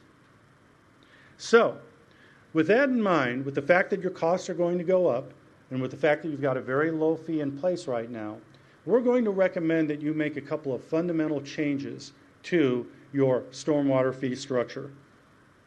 The reason is that right now, in particular, your large commercial properties are not paying the costs that you are incurring in getting rid of their stormwater. So the fee structure that we're going to recommend is going to ensure over a 5-year period that the costs incurred by you to manage commercial stormwater is reimbursed from your commercial customers.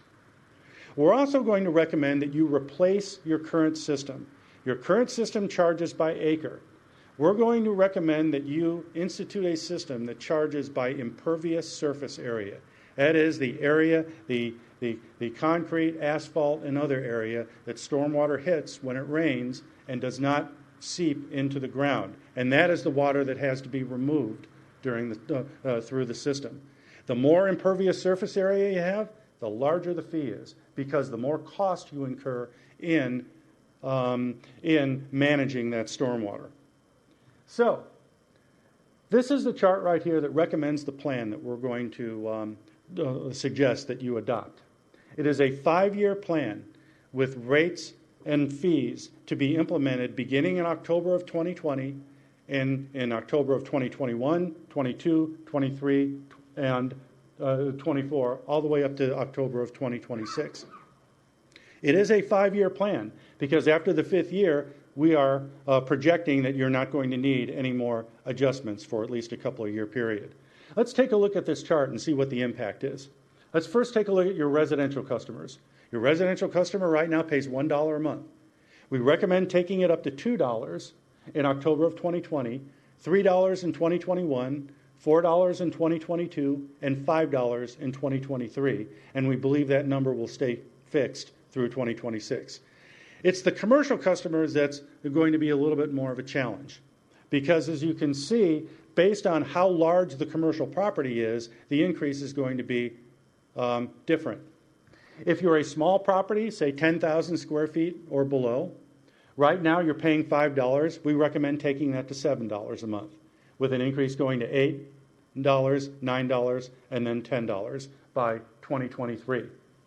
We then recommend that you set fee structures based on 10 to 50,000 square feet, 50 to 100,000 square feet, 100,000 to 250,000, 250,000 to 500,000, and then above 5,000. So it's a tiered rate based on the amount of impervious surface area you have.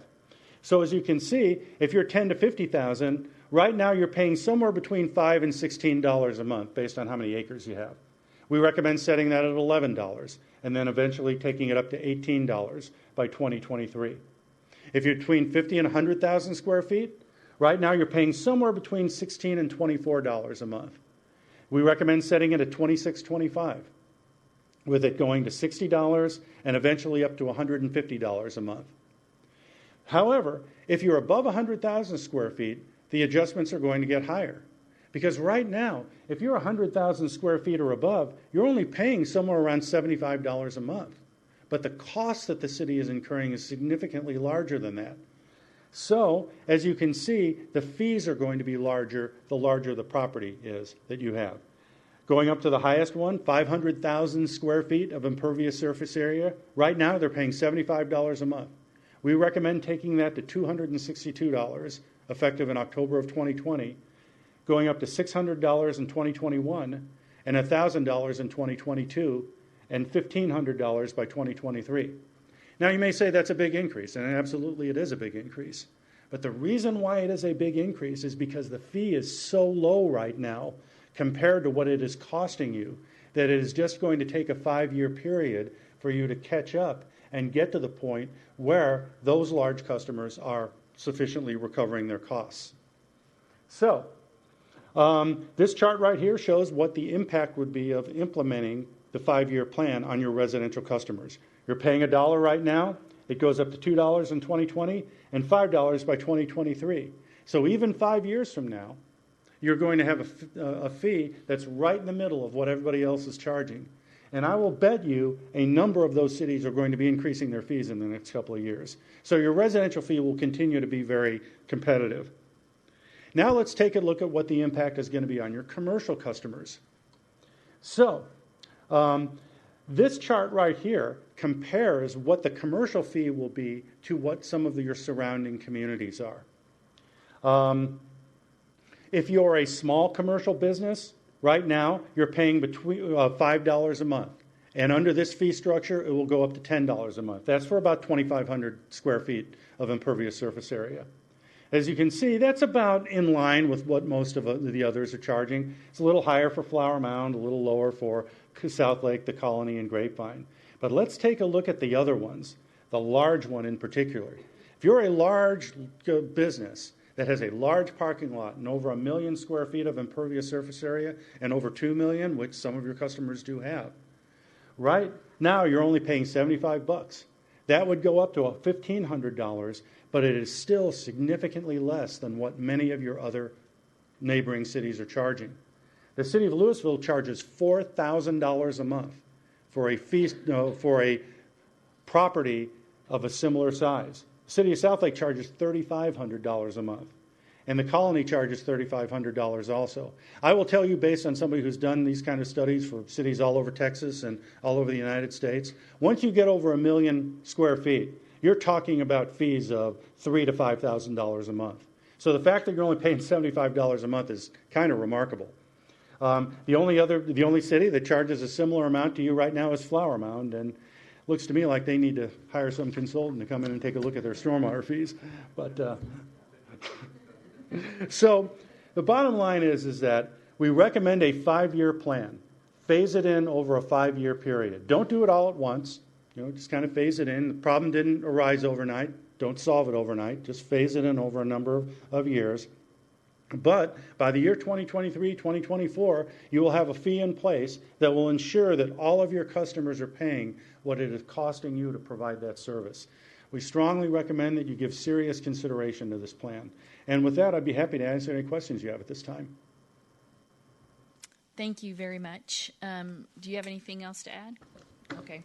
This is a public hearing, so I need to first have the public be able to speak. So I do have one comment from Jeff Varnell of 1601 East Sandy Lake Road. During this time of economic hardship, the city should not be contemplating increases in any fees, much less storm water runoff increases. We are just one of many of the businesses in town that are suffering. We had to lay off our entire staff and slash expenses across the ledger. Coppell should do the same. Coppell should slash expenses and lay off personnel like the rest of us have to do here in town. Are there any other submissions? Nope. Okay. So I will turn it over to the council for questions and or comments. Councilmember Mays. Thank you, Mayor. I actually have a question for Kent. But during your presentation, I think you said that we would be looking at $6.8 million in bonds for future improvements. I believe the number's a little over $4 million. Okay, yeah, sorry. So the projects we have identified right now, we've got $2 million in our bond schedule. But in developing the needs for the DUD, we looked at our entire drainage capital plan. So that's beyond the 3 projects that we're designing right now. So how did that extra bond issuance look for our future, especially in view of our SB 3.334? Did you take that into account when you did your budgets? Yes, well, I don't. Mike may have a. From a debt structure standpoint, the DUD will function as an enterprise fund, just like the water and sewer fund. So it's not dependent on sales tax or property tax. It's based solely on the revenue generated in the drainage utility. Oh, so that would actually come from the increased fees that we're talking about. That is correct. Okay, thank you. Councilmember Long. Thank you, Mayor. This is for you, Kent. I don't know. I'm sure that you've talked to finance as it relates to what we're doing here on the revenue side as opposed to on the expense side. So right now, are we covering our cost? We are not. Okay. Would we be covering our cost? Wait, what year? Since if we went with this program or this plan, we're talking about 5 years on these things. At what year do you think we might at least cover the cost of the operation? So what we anticipate is we would ramp up our expenditures to basically match the increased revenues over years.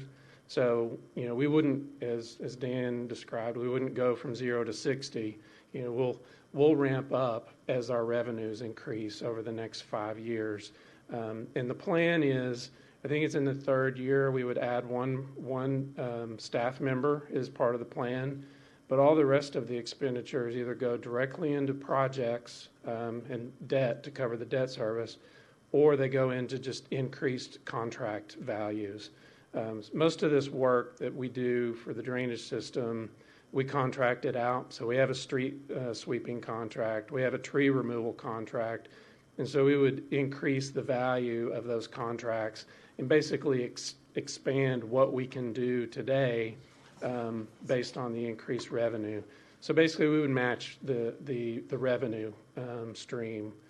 And right now, things pop up that we just cannot afford out of the DUD. And so right now we budget $235,000 a year in the DUD. And the last few years, we've spent over $300,000 a year on drainage items. So we end up subsidizing out of the general fund. Correct. Other question.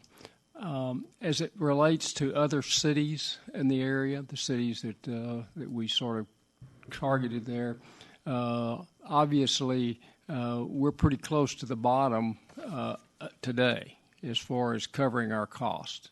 I mean, we raise less in revenue than substantially all the other cities in the Metroplex. Where will we end up in 5 years? Are we going to be kind of in the middle of it looked like to me, based on what Dan talked about, that we were still going to be kind of in the middle of the herd even after the increases. Yes, in terms of the rate model, we'll still be in the middle. You look at the residential rate, we'll kind of be in that we'll be at $5, and that $4 to $6 range seems to be kind of the heart of the range. If you look at the commercial comparisons, we still compare on the low side. But what we did from the beginning was to look at what our needs are, and then what type of rate model do we need to get to where we can cover our actual needs, where we're investing in that infrastructure the way we should. We can go in and implement projects out of the DUD that we can maintain that infrastructure the way we should. So we approach it from the need side first, and then we went back and looked at kind of how we fit in to come up with what seemed to be a reasonable model long term, and then how to ramp up so that it's not such a hard hit on folks that pay the rate. I appreciate what you're saying, and what I'm going to say next is for the benefit of our citizens in general. We don't want to. We hate to increase fees. There's no question about that. But sometimes it becomes absolutely essential, and with things that are going on in the state, we really don't have a choice. Because obviously we as a council policy group, it would not be prudent for us to continue to run this at a deficit. I don't believe. So I think what the staff's doing is, what are recommending is going to be what we need to do once we vote on these rates. Thank you.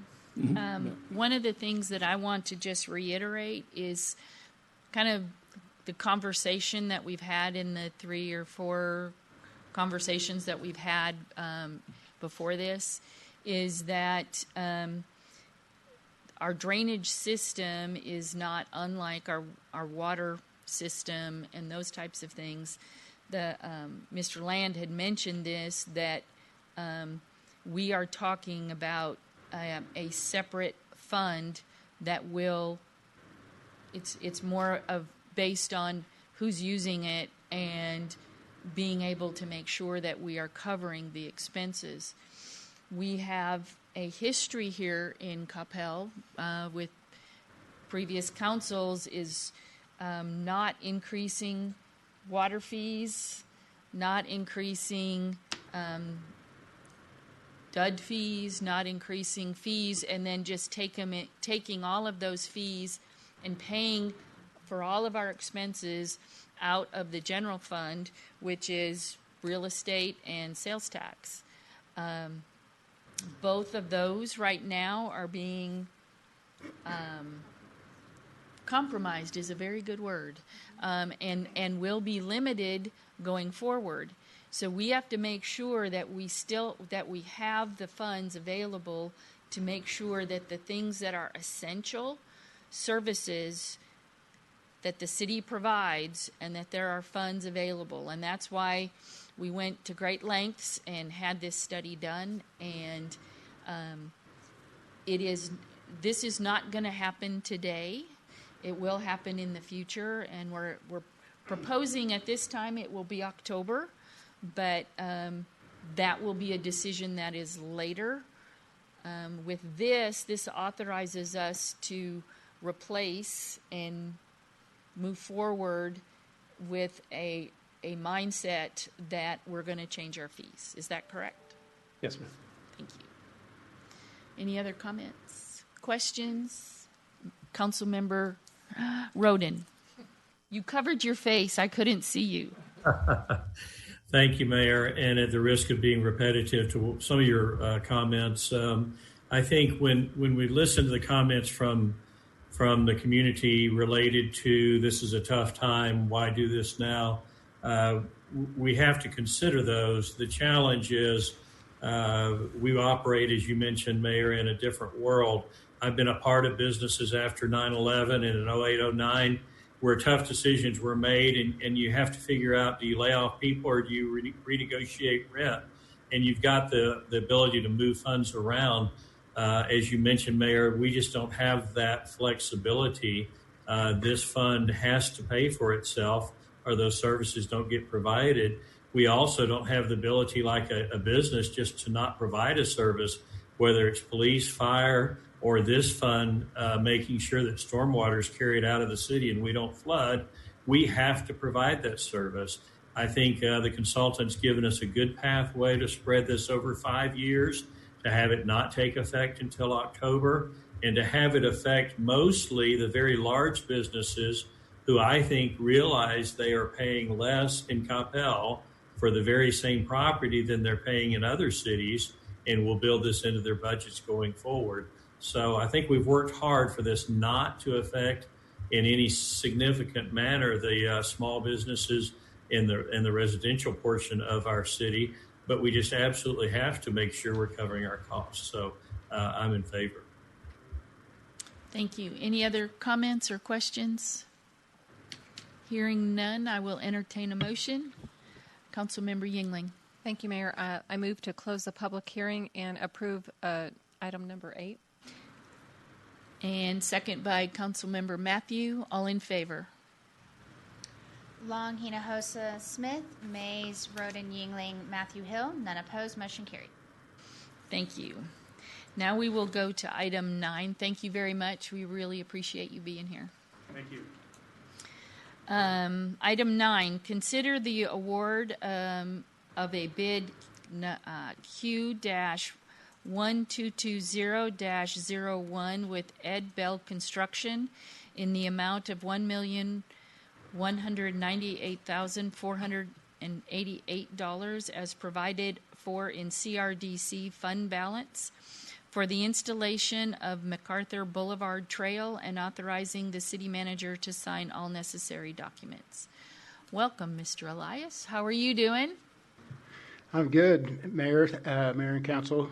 Thank you for allowing me to come tonight. I'm here to discuss the MacArthur Boulevard Trail. If you give me just a second, I need to cue it up here.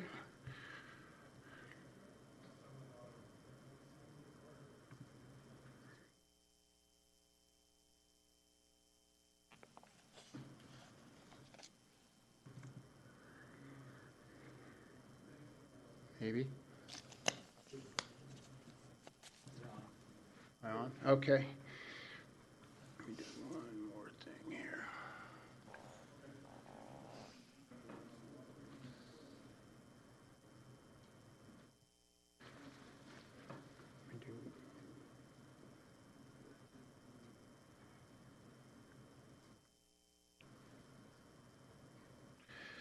Okay, sorry about that. New routine. I'm getting used to it. So I'm here tonight to do a presentation on the MacArthur Boulevard Trail. I'll give a brief history on the trail, kind of how we got here. I'll walk you through kind of the alignment where the trail will go, and then I'll summarize it at the end and make a recommendation. So this is a service area map. Maybe I'm not driving along here.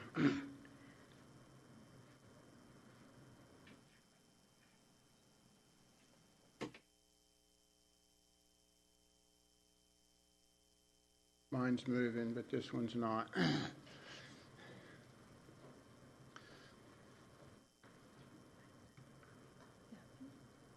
now. Okay. Perfect. Thank you. I think we're good. Okay. Let me just start all over. So I'm here tonight to talk about the MacArthur Boulevard Trail. Can you click my notes up?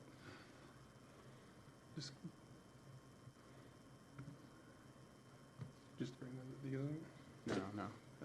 Just my presenter notes.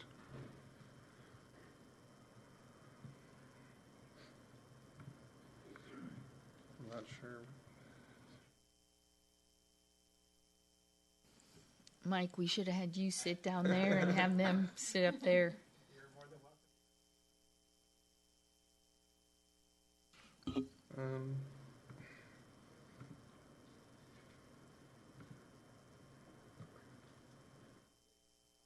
We'll work through it. Okay. So again, start over for the third time. Here to talk about the MacArthur Boulevard Trail. This trail is a connector trail, north-south connector trail that is going to serve the Coppell east side. The 2015 community-wide trail implementation plan, our bicycle and pedestrian master plan, as well as the 2017 Parks and Recreation master plan, all had this trail project as a high priority and recommend moving forward with it. The trail alignment will start at the northeast corner of DeForest Road. It will run the entire east side of MacArthur all the way to River Chase Drive. It will be the northeast corner of River Chase Drive. This is a service area map that is out of our Coppell Parks and Recreation Master Plan. And what this map shows is basically it breaks Coppell into two areas that are considered underserved. And what we mean by underserved is the circles represent a quarter mile or approximately a 5-minute walk to our community or our parks within our system. The two areas that are shown on the map that are underserved is Area A, which is we're going to talk about tonight. This area is primarily residential. There is some retail in it, but it's primarily residential. The underserved Area B is basically our industrial area, and most of the underserved there will be, we will use trail connections there as well. But what we're here to talk about tonight is the underserved Area A. And again, we're talking about more than a 5-minute walk from our parks. And a way that we are trying to resolve some of this is improvements to our trail that would include trailheads and trail networks. So this is a map of our master plan. It shows in yellow all of our trail that is currently in place and open right now. The color of blue is all of our projects that are either currently in design or they are about to enter construction. And then red is proposed. There's no timeline on those. They are proposed to move forward in the future. So this is a little bit more zoomed in on the exact alignment of the trail. The trail again will start at the corner of DeForest Road and MacArthur Boulevard on the north or on the southeast corner. It will go the entire length of the east side of MacArthur Boulevard all the way down to River Chase Drive and MacArthur Boulevard. It will end on the northeast corner of River Chase. It's approximately 2.5 miles in length. So this is how, if this is kind of a zoom in of the DeForest and MacArthur intersection. This is where the trail would start. To access our trails and our park system from here where it would stop, you would cross the traffic light with the ped buttons at the intersection. You would then go down DeForest Road and eventually Glen Lakes Drive. These would serve as a bicycle boulevard, which is basically a cut-through street for bikes. They would go on light-use residential streets that have very little traffic. We would not be marking any bike lanes or anything like that.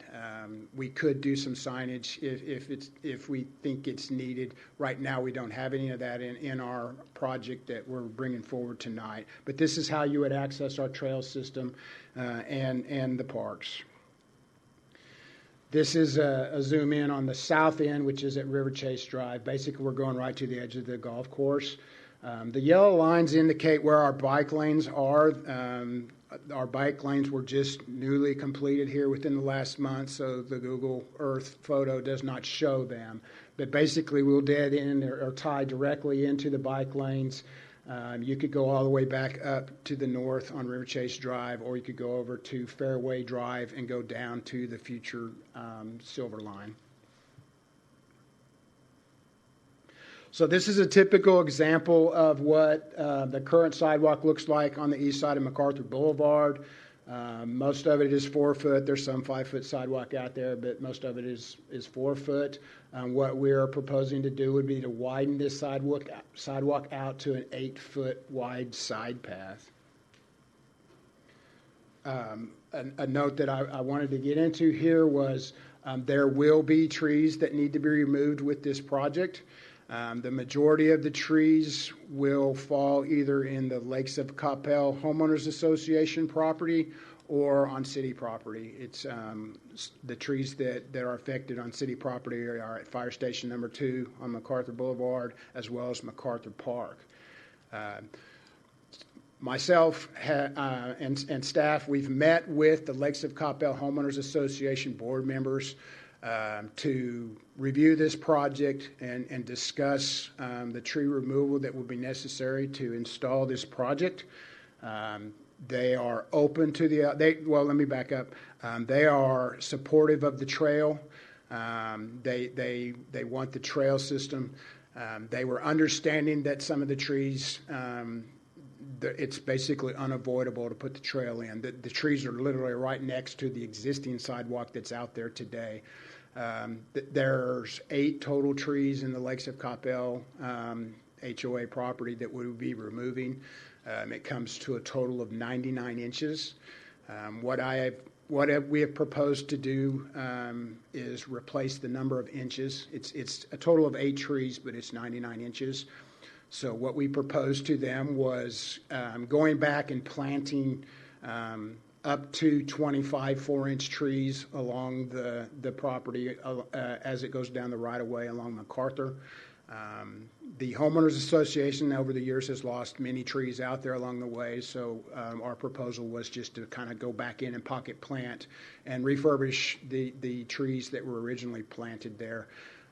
The HOA board asked me to tell you that there's 5 board members. 4 of them were open to this. The other board member was simply out of town and has not responded, but I'm confident that we can work with the HOA and get the trail in and come back and install the trees. What we're bringing forward tonight is a recommendation for the installation of the sidewalk. We are proposing to contract separately the tree planting and the irrigation repairs that will be needed, particularly in the Lakes of Coppell area. We have interlocal agreements with other cities for a tree planting contractor that is well known in the Dallas-Fort Worth Metroplex. We also have an interlocal agreement with an irrigation contractor that is also very well known that we have done business with. And so rather than just give it to a general contractor and let him go get a landscaper and an irrigator and try to get through this, we felt it would be better to contract those items separately, the tree planting and the irrigation repairs, because we are going to tear some things up to go that entire length. So we'll work separately with the HOA and our own city contractors to get that work done.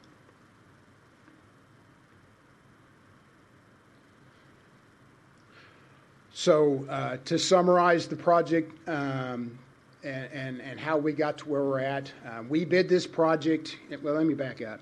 This project, the original construction budget for this project was $2.1 million. We started the project actually in 2015. We started on the design of it. We took it to 95%. We put it on hold while we did some of the other larger projects in the city.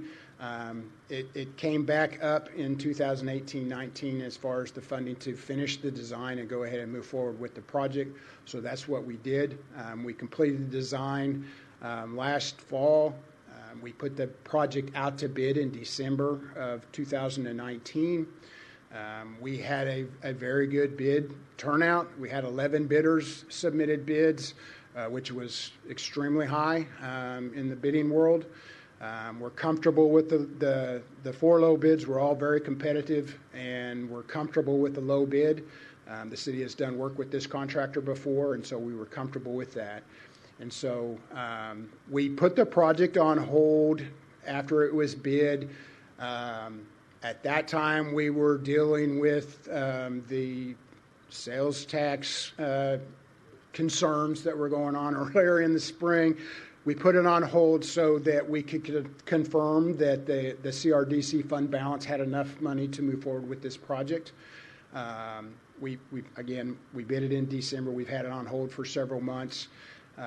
We got the message to move forward with the project, that the funding was in place, and the city manager has asked us to go ahead and move forward and bring it to you tonight. A little bit more information on the bid. The bid opening was December 5th. Our bids their pricing is good for 90 days when they submit a bid. We reached back out to the contractor to ask if they would still be good with their pricing if we took it on March 24th, because we were going to be outside that 90 days.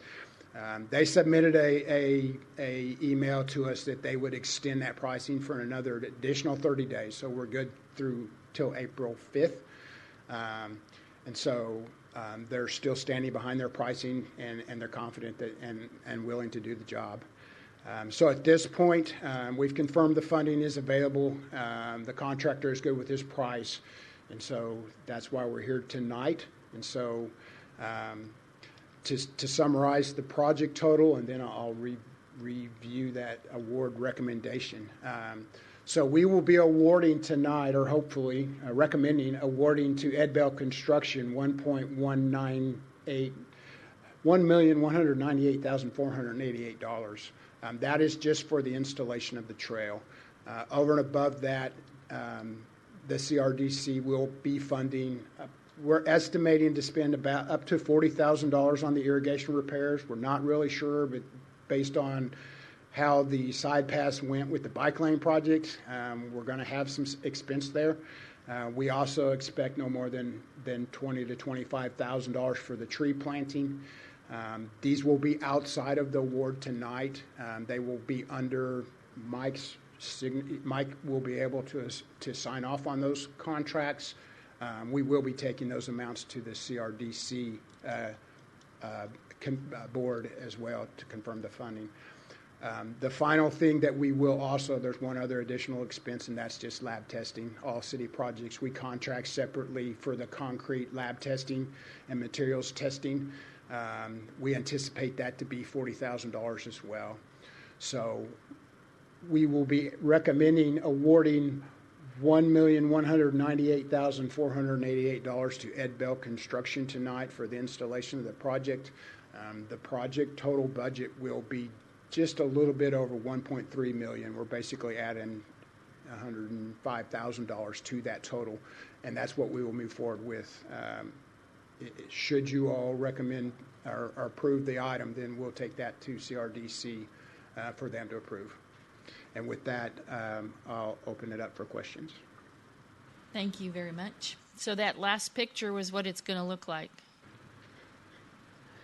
That's just an existing side path. That is actually on Sandy Lake Road, out kind of on the west side of town by Coppell Road. That's the width. We obviously don't have that much room to work with going down the MacArthur right away, but that is an existing side path that we have in our trail system today. Okay. Councilmember Hill. Thank you, Mayor.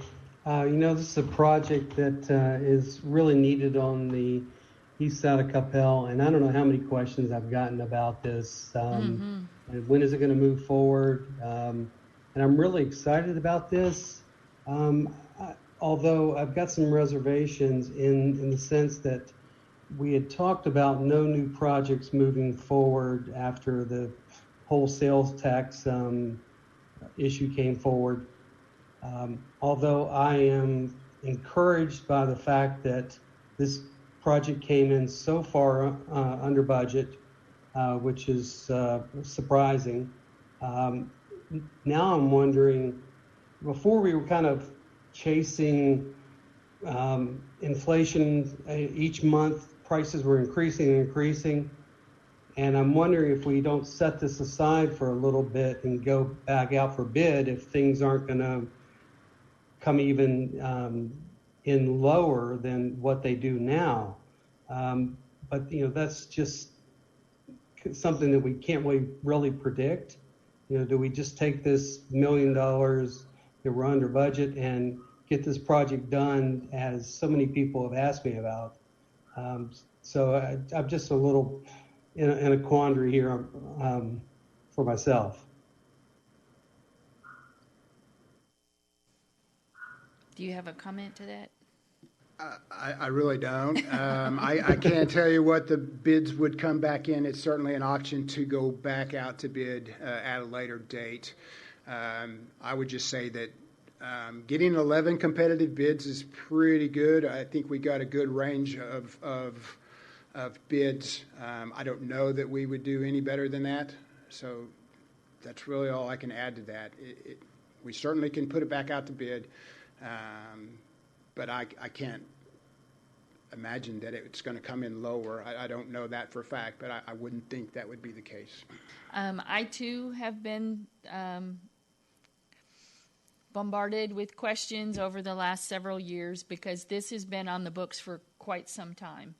And I'm sitting there looking at you. You probably can. I can see your eyes, but you probably can't see mine. I can see you. Okay. But I am of the opinion that we should move forward with this, primarily because it is under what our original budget was, and it is something that has been requested for years and years and years, and this is such a big connector for the east side. If you look at that original map, you don't have to go back to it, but if you go back to that original map where it said the underserved, I mean, that's going to put a nice swath through there. And then if you also put in the bike lanes that were just done on Moore, then that too is two huge pieces on that part of the world. So That's my opinion. Councilmember Yingling. Thank you, Mayor. I would concur with everybody about how I don't even live on the east side of town, but I do have friends that live there, and I know how much it is needed over there. Being under budget and knowing that the funds are in the CRDC funds, and they're limited on what we could spend them on, and this being such a project that's been in the public's desire for so long, I'm just going to say I would be ready to move forward with this as well. Any Councilmember Long. Thank you, Mayor. John, you mentioned that this company had done business with the city before. What sort of projects have they done for us? They've done civil projects for our engineering public works, street projects. They're primarily concrete and street. They know how to lay concrete. They do. If they can lay a street, they can sure lay a sidewalk, can't they? And I agree. I agree with the mayor. I agree with Councilmember Yingling. In these unsettled economic times, I think that we have a fair deal here, and I would say it would not be prudent for us to go out and rebid in this environment. Any other Councilmember Matthew? Thank you, Mayor. I have a question for Mike. You said the project was put on hold because of the concern of sales tax revenue coming in.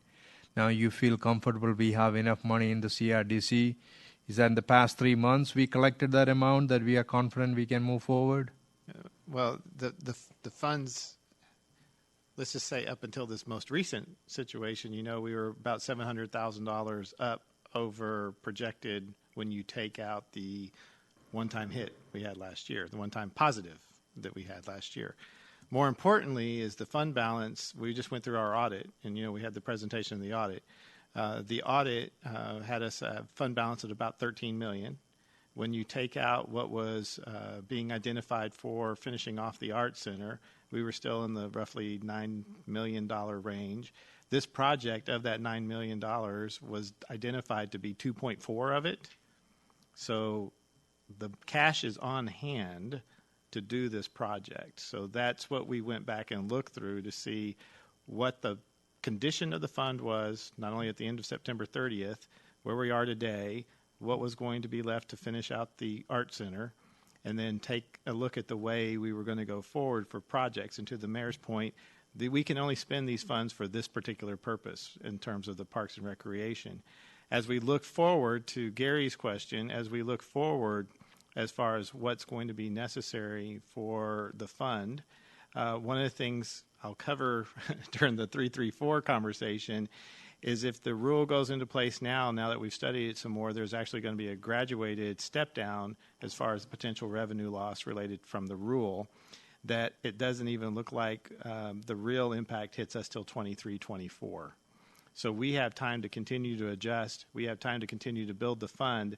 And then secondly, the way we budget projects, if you recall serving on the board, we never set out the expenditure for the project. We identify the project because they take so long. For example, this one's been basically identified for 4 years at least in that fund. So that, in essence, that $2.4 million has been sitting there that whole time waiting for this project to come forward.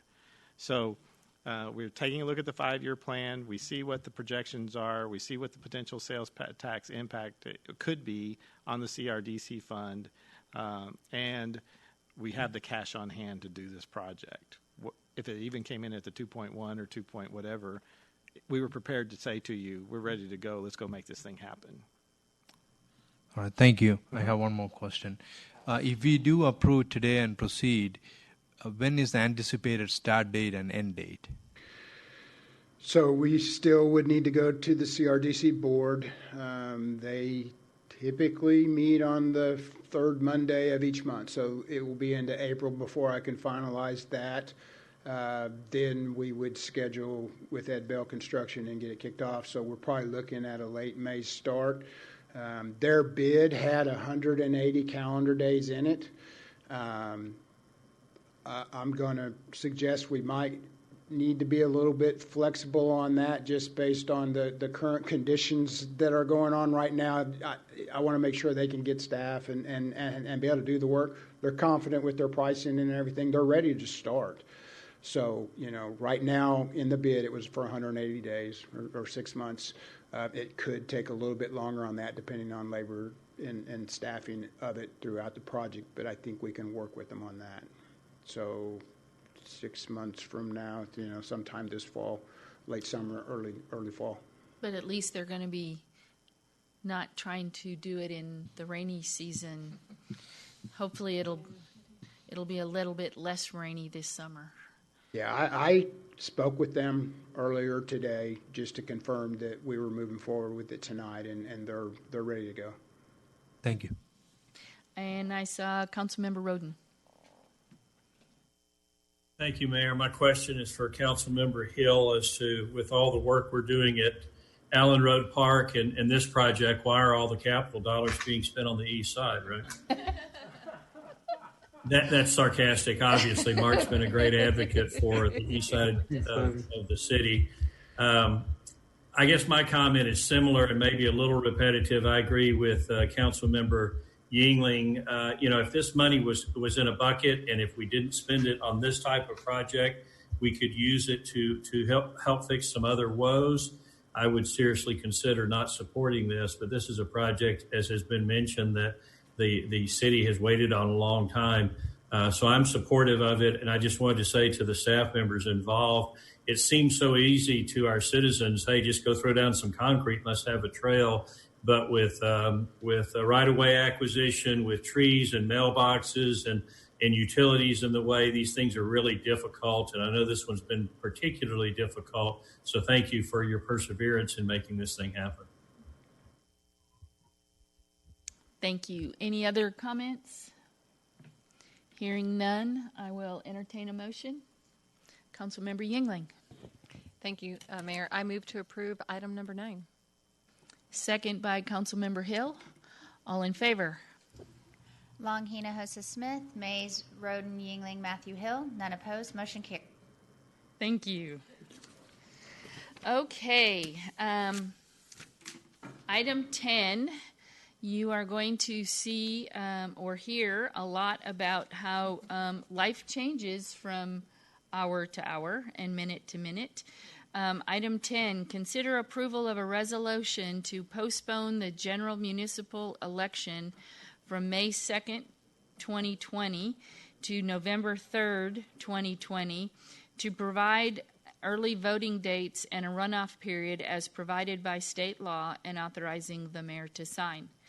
Also in here is the same in Spanish, so if you would put that on the screen. It's on the agenda. Okay. So I'm going to ask Ms. Crystal to walk us through. Good evening. I did not have a PowerPoint slide, one, because it was very wordy, and two, we were making changes all the way up till 4:30. We have worked extensively with Dallas County, Denton County, the Secretary of State's office, the Texas Municipal League, our regional cities, and then the clerks across the state trying to hammer this out. As with the recent proclamation made by the governor, municipalities were offered the opportunity to postpone their May 2nd election until November 3rd. It was not a requirement. It was an opportunity for them. However, there is a statute that that the counties have the right to not conduct a joint election in May on even-numbered years.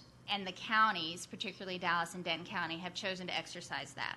So we typically contract with the counties to conduct our elections, and they have come out with a statement that they do not feel that they have proper polling places, that as a result of the recent concerns, they will have adequate workers, and that based on the way the events are handling and coming out, that they just do not feel that we can move forward with a May 2nd election.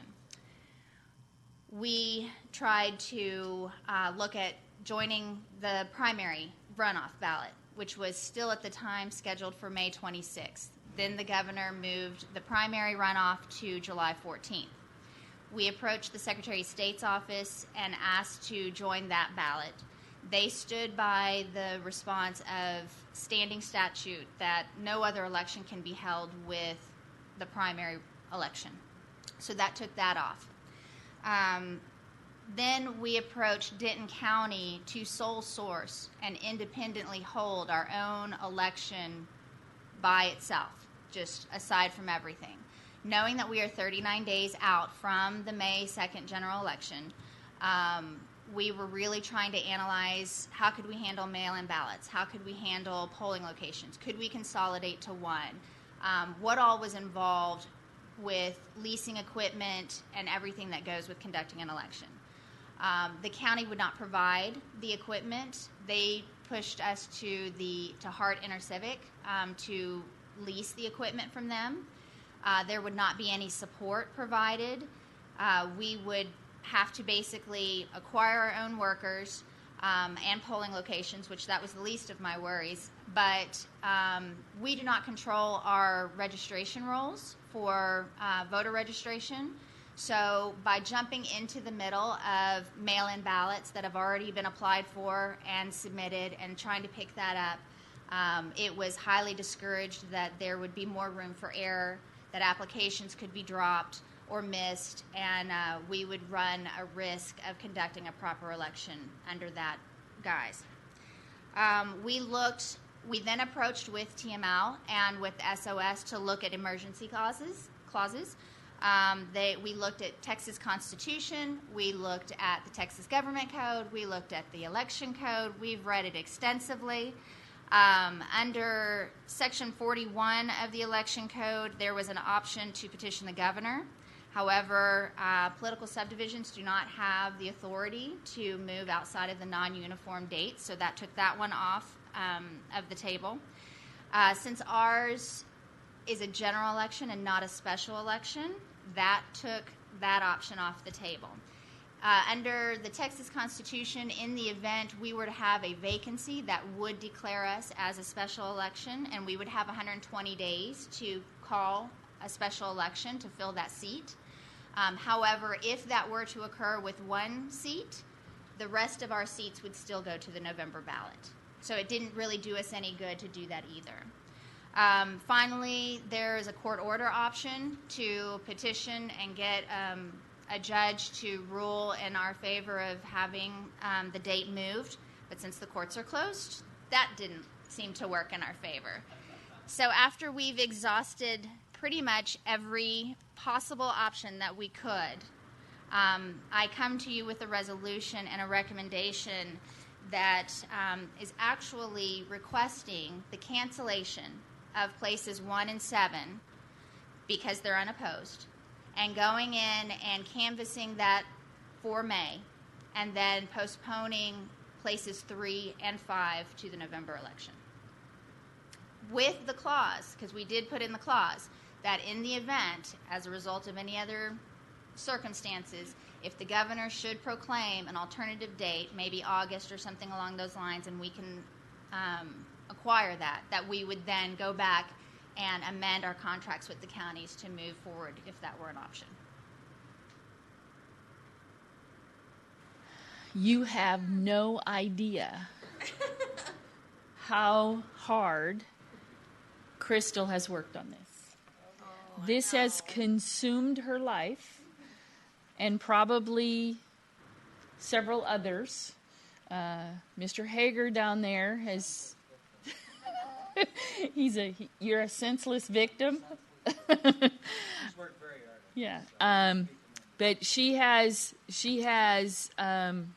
made friends or not with a lot of people across the state. She now has contacts that she probably didn't have before, but turned over every rock. And I believe that this is the best solution that we can come to. So, questions by Councilmember Roden. Yeah, first I want to say we are extremely fortunate as a city to have a city secretary like Ms. Patinos, who already was an expert on all of this stuff. And as y'all know, last week I was extremely against this idea because it just is, part of the fabric of our democracy to have elections when we need to. And we asked Crystal to go out and turn over every stone looking for another option, and I'm convinced that she has done that, and we don't have another option. So as much as it pains me to do this, I think we've got no option but to support moving to November. The other piece of that is because that's why we still have that little except clause at the end, is because of you and me and our disdain. Councilmember Mace. Thank you, Mayor. Crystal, thank you very much for going back to the different sources. I know that we gave you a lot to do and you came through with flying colors. Was there any indication with the governor's office that he was going to be inclined to even listen to a change in the uniform election date or code date? The governor's office does not have jurisdiction over the local subdivisions, the local political subdivisions. The governor has the ability to move the date for the primary and the partisan elections, but leaves the local authority to the municipalities. So really it came down to the Secretary of State and the counties. Wow, that is complicated. And, so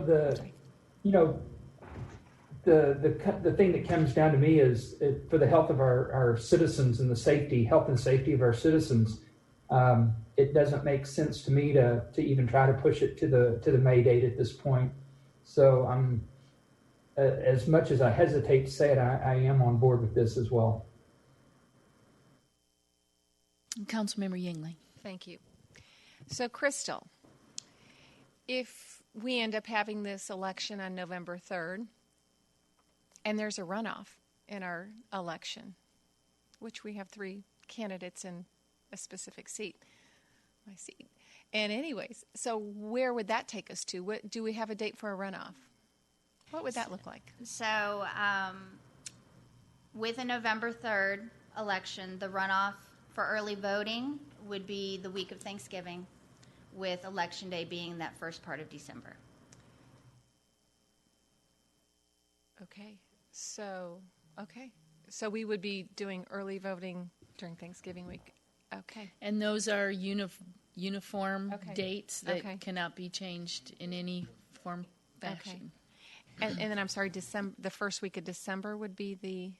Yes, I don't have the exact date on there, but I knew it was early voting fell the week of Thanksgiving, which is always typically one of the other reasons why we chose not to necessarily encourage the move to the November time frame. Looks like you guys are stuck with me for a little bit longer. Thank you, Crystal. You did a great job. Thank you so much. We appreciate all your hard work. And it is important to note that a council member serves until such time there is an election and a replacement is duly qualified and sworn in. Correct.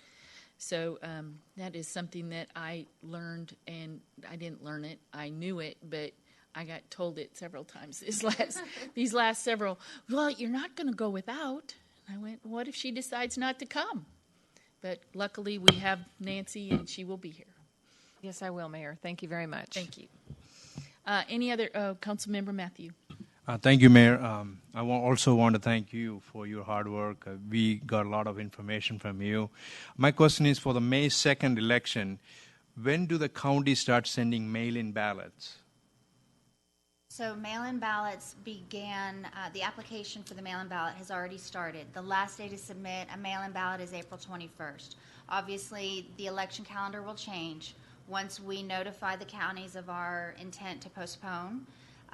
It basically just slides everything down to begin around the August timeframe. Usually for a November ballot, you're calling your election mid-August, and then you have the dates accordingly. If anything, this has definitely sparked potential for legislative changes for the mail-in ballot system. So several of us are very charged to try and come up with alternatives to not be so restrictive with our voting procedures. So. Thank you. One more question, two more questions actually. Since we are thinking about postponing to November, are there any opportunity for new candidates to enter the race? Great question. No, everything stays intact. So if you had already had an existing contract with the county, which we did, then everything simply moves. The filing dates had already passed. The candidates stay intact. It actually postpones the traditional campaign procedures that the candidates usually go through, rather than truncating it because of the way the situation is today. So everything just basically slides down a couple of months. So this gives us the opportunity to get through the current situation that we're dealing with, and then hopefully have school back in place, polling facilities, and everything picks right back up. That includes no candidates can drop out. Well, if they were to drop out at this point, then their name will still be on the ballot. Okay, thank you. Any other questions? Councilmember Hinojosa Smith. I just want to say thank you. I was with Councilmember Roden and maybe a few others where we didn't necessarily, want to have to move it to November for a lot of different reasons, but we really appreciate the due diligence and asking the questions and going through and turning over every rock and finding out the answers. And this obviously makes sense, and it's what we need to do, and so we really appreciate it. Councilmember Long. Thank you, Mayor. Good always comes from these things, and so I was sitting here thinking about something good. I've lived a very long time, and because of your efforts, Crystal, I have, for the first time in my life, not my adult life, my entire life, I have actually witnessed a situation here where we've got a living government situation that's a living government case of rigor mortis. So thank you very much for bringing that to us. Thank you. Anyone else have a comment? Hearing none. Is this motion adequate for everything that we need to accomplish? The resolution that we want to bring to you today, which does not unfortunately reflect, is that we are including the cancellation, should you choose to. If you wish to cancel, you would move to cancel the places of 1 and 7, and then postpone the election for place 3 and 5 to November 3rd, with the provision of any governor proclamations. I'm going to turn to the city attorney to properly craft that. Have you written this out? Yeah, it's okay. Cancel the election.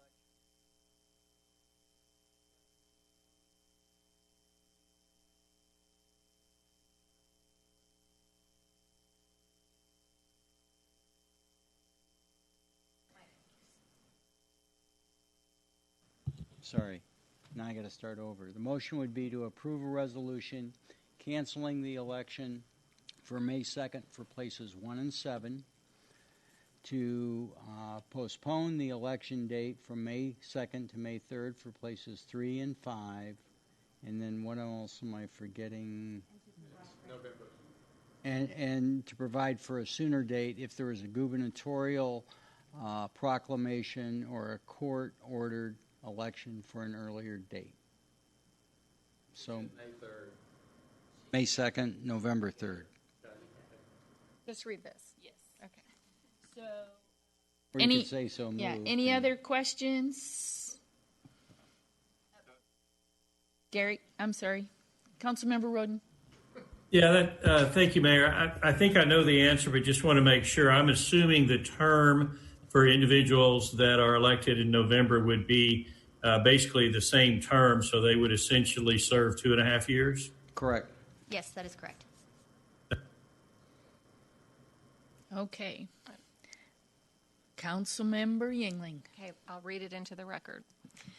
I move to approve a resolution of the City Council of the City of Coppell, Texas, amending resolutions 2020-0128.2 and 2020-0128.2, ordering cancellation of the joint election on May 2nd, 2020, and declaring the election of unopposed candidates for the purpose of electing one council member for place 1 and one council member for place 7 for a period of 3 years, postponing the general election of May 2nd, 2020 to November 3rd, 2020 for one council member for place 3 and one council member for place 5 for a period of 3 years. Okay, I'm just reading what it says here. Designating polling places, authorizing execution of joint election contract for the November 3rd, 2020 election, providing a repealing clause, providing a severability clause, and providing for an effective date. Thank you. Is there a second? Councilmember Long? All in favor? Long, Hinojosa, Smith, Mays, Roden, Yingling, Franklin, Matthew Hill. Wow. Matthew Hill. Jesus. None opposed. Motion carries. Thank you. I just spoke with Congratulations, Council Members Hill and Councilmember Long.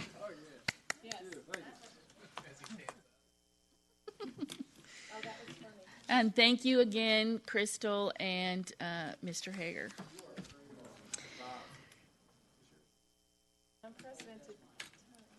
Okay. I've got one more item. Okay, so item 11, consider approval of an ordinance by amending the Code of Ordinances to add Article 1-17, official newspaper, to designate the Irving Rambler as a paper of record for the City of Coppell, providing an effective date and authorizing the mayor to sign. And if Crystal didn't have enough, there's one more thing. One more thing. So I'm going to turn it over to you. I know, and we're playing musical chairs. So with the Citizen Advocate closing permanently, that was our official record of paper. So there is a statute that reads, in order to have a record of paper, I thought I was going to pull it up here, but there we go. There it goes. In order to publish, this is just about legal notices. So this is all of our public hearing notices, our planning and zoning, our variances. That's all we're talking about tonight. In order to do that, the paper that is the paper of record must have 25%, be published once a week, contain a second-class postal permit, and then have been in business for at least 12 months. We did reach out to the Coppell Gazette. They did not have the paid subscription. They did not have the permit available for Dallas and Denton County. We offered to them to pay for that. They declined. The alternative there was the Dallas Morning News or the Dallas Commercial Record. The Community Impact has not been in business in Coppell for 12 months. Yes, and it is once a month. So that left us with the Irving Rambler. And again, this is for legal notices to meet our requirements for variances, zoning hearings, and anything else that we have to publish for the meetings. And that is all I have, and if you have any questions.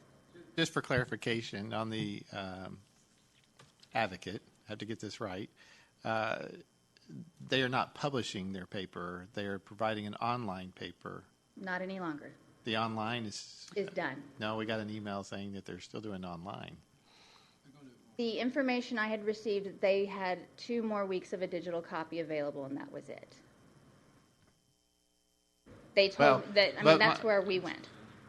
Yeah, it's right. But my point for getting all that, I just want to be real clear. The print document, which is what the legal advertisements have to go in, is no longer available to us. Yes, whether they were online or not, it didn't matter. Correct. So I just want to make sure we're clear. There is no more hard copy. There is no more available. hard copy of the Advocate. Yes. So what's the other, Dallas Morning News was the other one? The Dallas Morning News was the alternative. Coppell Gazette, we have submitted, and we always submit legal notices just for coverage purposes, but it did not qualify legally for our requirements for the statute. Okay. Councilmember Long. Crystal, can you, I'm assuming that we can change this at any time. Let's say that a new paper comes in and is published under the, they follow the guidelines, whatever they are for our publishing it, then we could do change to that paper, I would presume, without Absolutely. Anything that meets the statute requirements. In fact, we were kind of doubling up with the recent public hearings, trying to make sure that we were legally in compliance. So at any point that another paper surfaces and meets the requirements, we can bring that back. Excellent. Did I see someone? Nope. Okay. Any other? Councilmember Matthew. Yeah, thank you. I have a question. Do you know the subscription, how many people are subscribing this newspaper in Coppell? I don't. I did not get that number offhand. We were mainly trying to meet, and we approached each of the medias and submitted this, and they told us whether they met it or not. So that is not part of the requirement? 50% paid subscription is. It is part of, it is, devotes not less than 25%, and it's in here somewhere. I thought we had it. I guess I don't have it in here. But yes, there is a subscription percentage that they have to have so many paid subscribers. Not necessarily here, but just paid overall. County. In the county. In the county, okay. Thank you. Councilmember Yingling. Crystal, did the Coppell Gazette say why they didn't want to take advantage of, us, paying for the opportunity, for them to pay for us to pay for it? Or was it just a no? Again, it was, I think part of it was part of the subscription, the paid subscribers. Okay. They are the paper of record for the Salina area. Okay.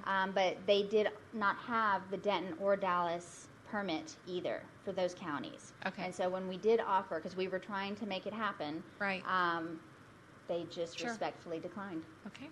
Well, thank you so much. Okay, any other questions or comments? Hearing none, I will entertain a motion. Anybody want to do that remotely? Councilmember Mays.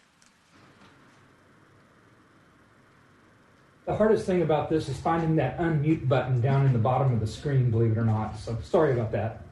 Yes, I move to approve item number 11. Second by Councilmember Matthew. All in favor? Long, Hinojosa Smith, Mays, Roden, Yingling, Matthew, Hill. None opposed. Motion carries. Thank you very much. Item 12, City Managers Reports.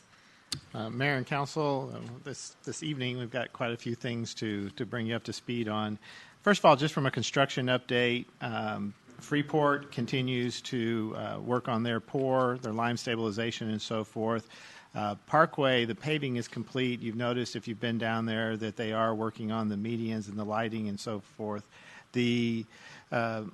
As they're working on that project, you will notice that there is still no parking along that, let's call it the south side of Parkway. That'll continue to stay in place as the contractor is doing work to finish up the median. So eventually those signs will come off, people will be able to park there again, and the road will be open through. The Art Center, as I mentioned last week, they have been impacted by some of the issues that we're dealing with as a community and a state and a country. Work continues out there. It's just at a much slower pace than some of the trades just aren't able to get out there to do their things. As far as, excuse me, the Moore Road River Chase Fairway Bike Lane project, the punch list has been completed, so the project is finished. The CHS connector, the Coppell High School connector, obviously the weather has impacted that project. They'll be working on the creek crossing this week. On the Old Town Pavilion doors, the project, the delivery of the glass fronts should be within the next 3 weeks, and installation should happen then. That's the final pieces to that project. Rolling Oaks Memorial Cemetery, Phase 2. Guess what? The weather's been impacting them as well. One thing that we are going to start as part of our contract for services in Public Works is panel replacements. And, we've been doing these through the last few years as a way to offset the continuing improvements of the larger projects. Well, timing-wise, Denton Tap between Natchez Trace and Beltline. So we've gone through this before, if you know. We go down, we'll cut off a lane and be able to do the panel requirements. Well, actually, this is a good time for us to go out because there's not a whole lot of traffic out on Beltline. Some people, I understand, are just driving on Beltline just to enjoy not having traffic on Beltline at 8 o'clock in the morning, just so they can say that they were able to get through that. So that's an update on some of the construction projects that are going on.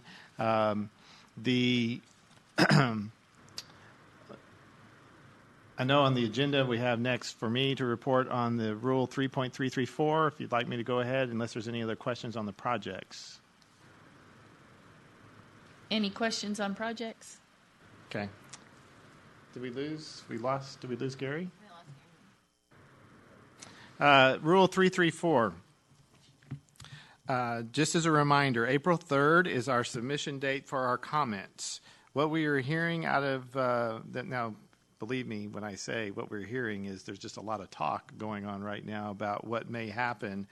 But because of the situation that is occurring, we believe this may be more true than not, because the comptroller is clearly wrapped up in dealing with sales tax reductions to the state and oil and gas reduction as far as the revenues coming in. We are hearing that the implementation of Rule 334, if it gets published as is going to be October 1st.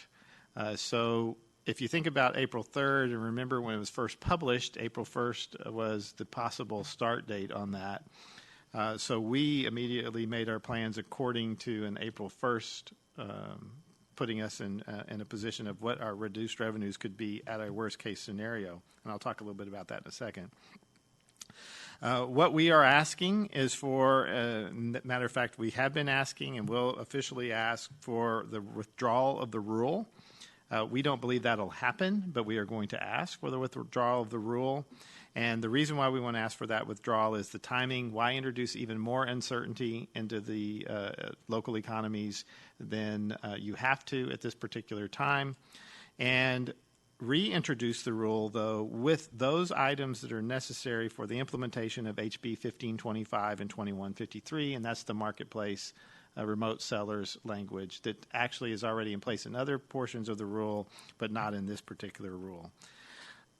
Doing that really reduces this down from basically 48 pages to 2. So that's how significant the change is as far as that. With the full understanding that this issue is not going to go away. This is going to be an issue that we're going to be facing in the legislature. Interesting enough, we talked about this when we were down in Austin. Two things the Comptroller Hager said. If people want to sue me, bring it on. They sue me all the time. So, that's an option that we have available to us. And then secondly, he's going to let the legislature just kind of work this out anyway. So why don't I go ahead and adopt the rule, and then we'll figure out from there. So the idea is we're going to be facing this particular session. Right now, the committee that was the House Ways and Means Committee was scheduled to have the meeting in May. It looks like that's probably going to be postponed because we were gearing up for that testimony at that time as well.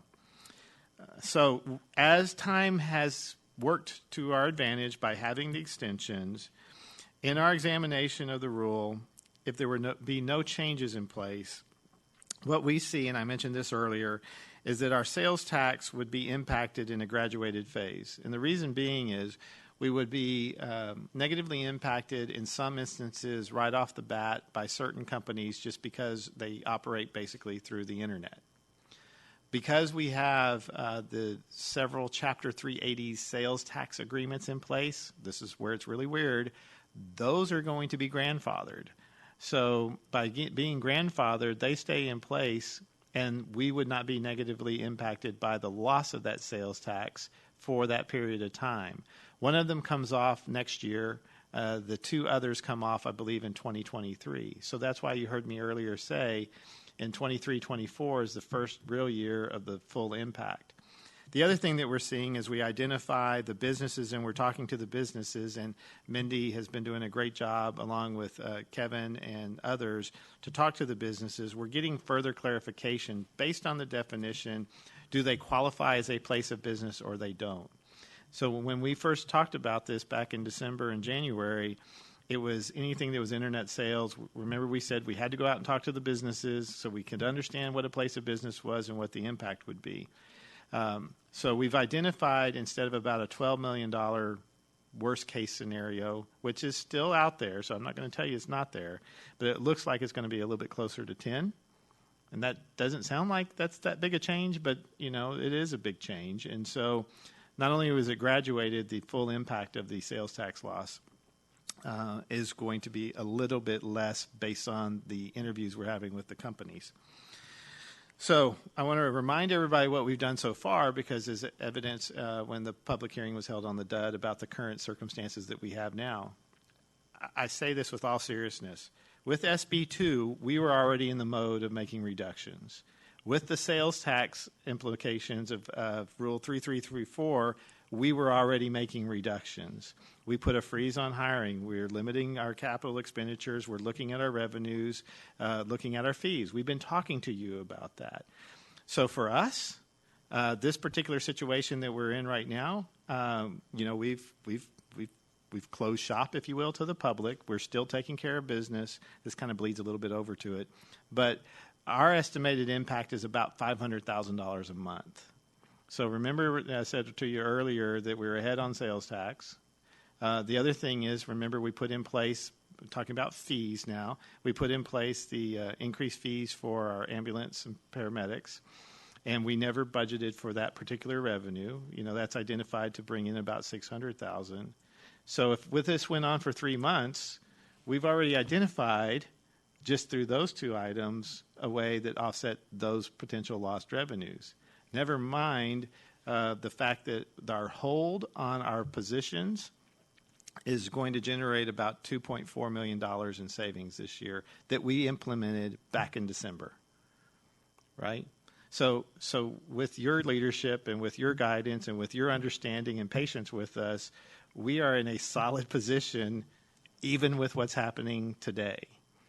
Now, what we've done is we've committed to our employees that you know, we did an order, and I know, so now I'm bleeding a little bit over to the COVID situation. So let me stop. That is this current situation of 3334. Be happy to answer any particular questions related to that. Questions? Okay. Just know that there's a lot of communication going on. And so I'm going to say something publicly, probably a little bit dangerous. I find it ironic that the state of Texas, the governor of Texas, went to Dell, right, and chose a Dell executive to handle their logistics.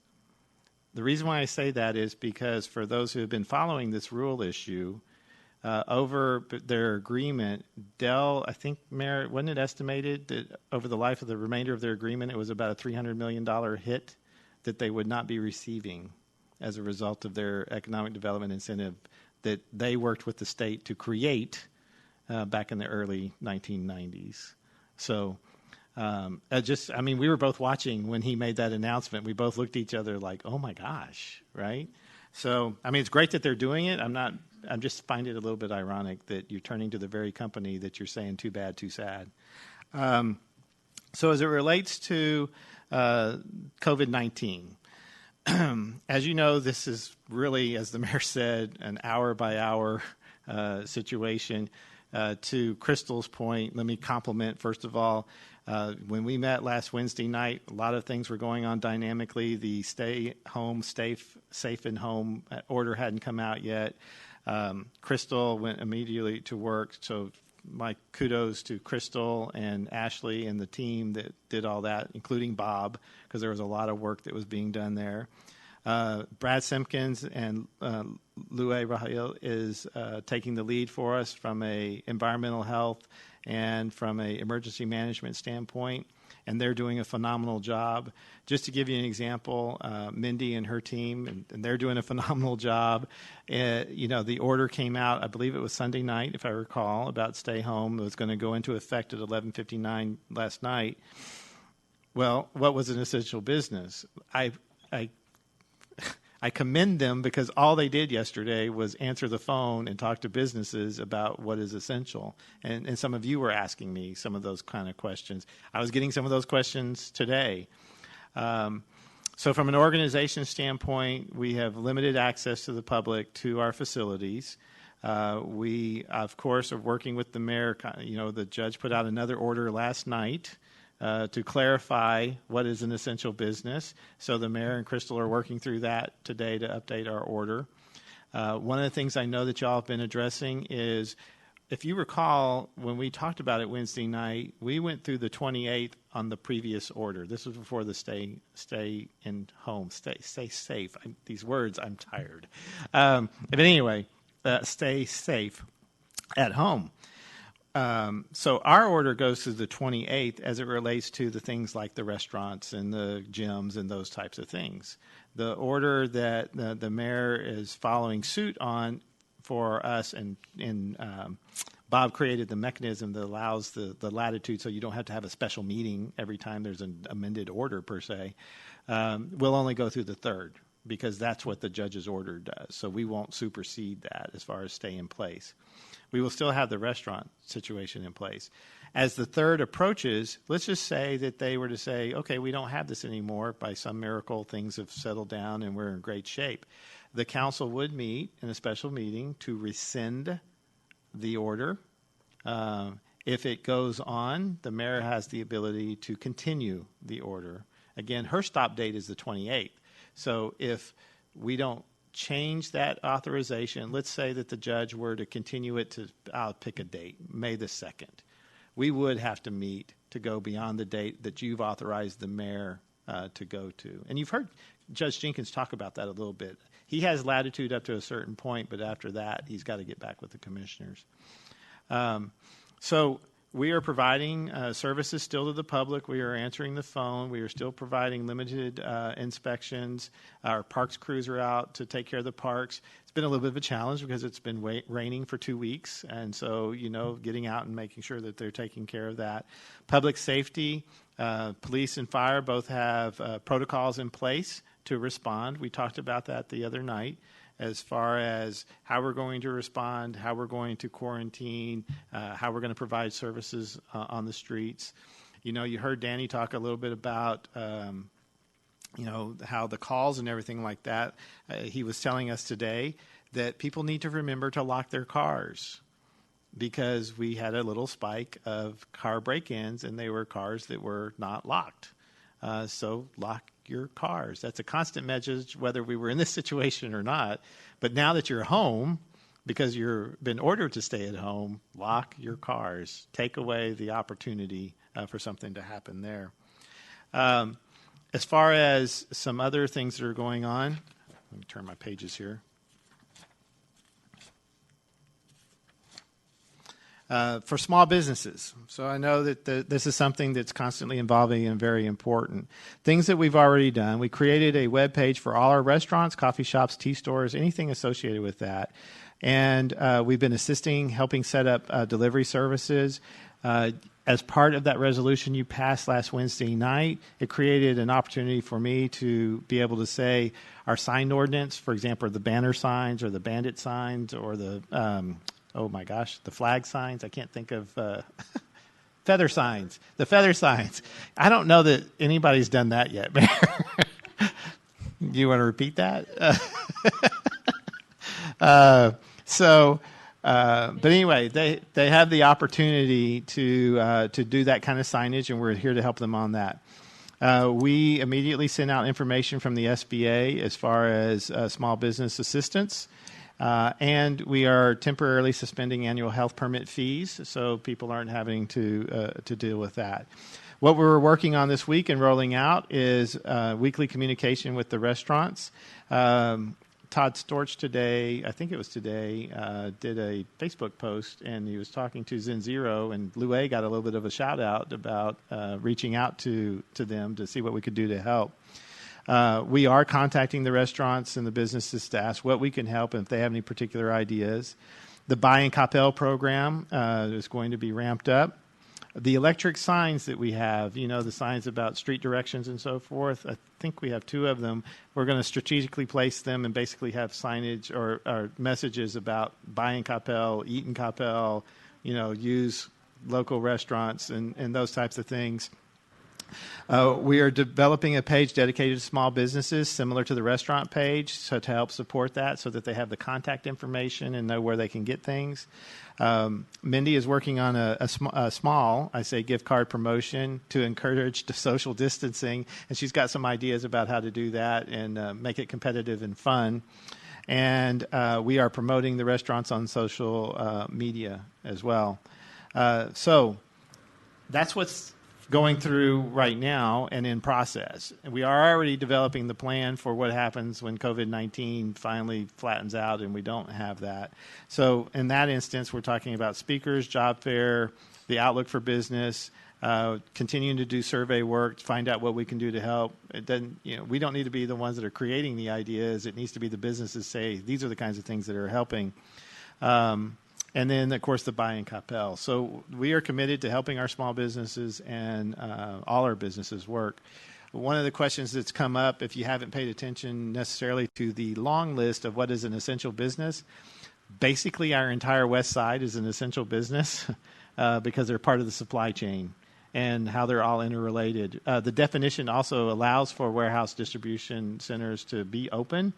But if you take a look at our 28 million square feet and the folks that have jobs over there, they're considered essential businesses, and so we're going to continue to support those. So the stay home, stay safe order is in place through April 3rd. It is a pretty strong order. I mean, you're not supposed to be out unless you're taking care of some essential business. So, this evening I affectionately say the term uninvited the public to come to the meeting, but we made provisions for them to be able to participate in the public process, and you, Mayor, were able to read that. So that was published, and I know it's kind of an odd thing to have a public meeting where the public's not invited, but guess what? Coming to a public meeting is not an essential thing to do in the definition of what's essential, meaning going to the grocery store, going to the pharmacy, going to the doctor. It didn't quite list go to a city council meeting as an essential reason to get out and go into the public. So we're doing with that. I know that one question we have related to this is next Tuesday night was going to be a fifth Tuesday night, and I need to get direction from council about what we want to do about that. And I also know that through conversations with many of the council members, this worked fine tonight. Is there a question, though, if we still have the stay home, stay safe? Gosh, that's like seashells. If you want to continue shelter in place. Well, yes, shelter in place. I don't like the term. I don't like the term. But it's much easier to say. Yes, it's easier to say, but I don't like the term either. But we're able to practice the social distancing. We're able to deal, to address technologically how to have a council meeting. I think one of the things that we didn't know last week before stay home, stay safe, shelter in place was whether or not a quorum was, I'm talking about a physical presence quorum was required based on the way that the governor's executive order came out. As the time passed, Judge Jenkins made it really clear that he, in his opinion, did not want to have us necessarily meeting physically, but to meet technologically. That doesn't mean we can't do this, and that's our local choice. But I know some of the council members were talking about, well, do we even want to have the physical presence, or do we want to do everything technologically, right, of video conferences? So those are two questions that we need to get answered tonight as far as the 31st, and if the shelter in place is still in place by the time we come around to that April meeting, do we have this meeting technologically or not? So I could go on some more about what all is happening, but just know that we are continuing to be committed to serving the public. We are here. Do not hesitate to give us a call. Do not hesitate to call 911. Do not hesitate to, flag down a policeman or whatever. And on a different note, with social distancing in place, I reminded everybody in the team today that there's this thing called the sun, and it came out today. And I want to make sure everybody got to spend a little bit of time outside, because after 2 weeks in the rain with everything that's going on, to our citizens, I would say it too, you do have the ability to go outside. This does not mean you have to stay inside. They want you to practice social distancing. And one of the things that we've noticed on social media is a lot of people, in a good way, are expressing their anxiety. And so we've put some resources on our webpage for addressing anxiety. So we're trying to do as much as we can to track what's the community needing, and then be able to put the resources out there. So we are trying to do our best, and I appreciate everybody's patience and grace with us as we go through this process, because this is, as Cliff said in a different way, this is all new to us as well. We have the plans. We're implementing the plans. I think y'all heard that the other day. You hope you never get to have to do the plan, but we are doing it. And I think our team is doing a phenomenal job, and I'm just very proud of them and the work that they're doing. And we're looking forward to not having to do this. The other side of this is everybody is, all the directors working with their supervisors and managers are working very closely with their teams, because we are doing remote work. You notice tonight, while Tracy and Vicki were here, they're not coming in at the same time. The directors kind of have a team 1 and a team 1A, that they are alternating their remote workers and people coming into the office, so that we don't wipe ourselves out as far as if we were to get sick. So continuity of operations for the public is the big issue for government. And we have a lot of plans in place, and people are abiding by those plans and living by those plans, and at the same time continuing to provide service to our community. So I'm really proud of where we are, and I can tell you the community's been really positive in their response so far. So still those two questions, but other than that, that's it. I want to personally thank you and the entire team, but the leader of the team as well. Through all of this, Mr. Land has been very positive and uplifting at times, and he really knows when someone needs to laugh. And so he can pull those reasons to laugh out of the air sometimes. So thank you very much for all that you are doing, because it seems to me like it's a 24/7 job right now. Absolutely is. And I hope you are making sure that you get sleep, or there are people who are telling you to do that. But yes, I will promise you that I have an office full of young, or just ladies. I'll just say ladies. Okay, young. I have an office full of folks who are looking out for me. Absolutely. Okay. My question is there anything that was on our presumed meeting for the 5th Tuesday that is not something that can wait? We're in the process of developing the budget. The main purpose of that conversation was going to be talking about the budget and talking about the potential sales tax. Remember, we were thinking that the due date was going to be, the implementation was going to be April 1st because of February 2nd. My recommendation to you is we are still working through the numbers. They are still impactful, but we are working through the numbers. Our directors have done a great job. They just submitted their budgets for 2021. We are just now getting to look at it in the mix of everything that we're doing here. I think it'd be best for us to wait, because that just gives us some more time to do a better presentation for you about the implications on the budget. That was the primary thing that we were going to be talking about. So as far as Fifth Tuesday, is everybody okay about postponing that conversation? Yes, yes, yes? Yes. There you go. Okay, thank you. And what was the other one? The other one's really a discussion that some of y'all have been having, really all of y'all have been having, and that is physical presence versus video conferencing. If the stay-home shelter in place is still in place, April, it's the first meeting in April. I have no idea. And I know the judge tells us that this is okay. And I feel like this is actually working. I don't know what it's like on that side, but maybe one of you guys can talk about that as far as being part of the overall meeting, and are you getting the information you need? I'm sure there might be ways to improve it, but I'm wondering, too, if we need to ensure that we're not creating a issue going down the road with the state. I'll need help in understanding that last part. Well, if it's an opens meeting and we are supposed to do X, Y, and Z.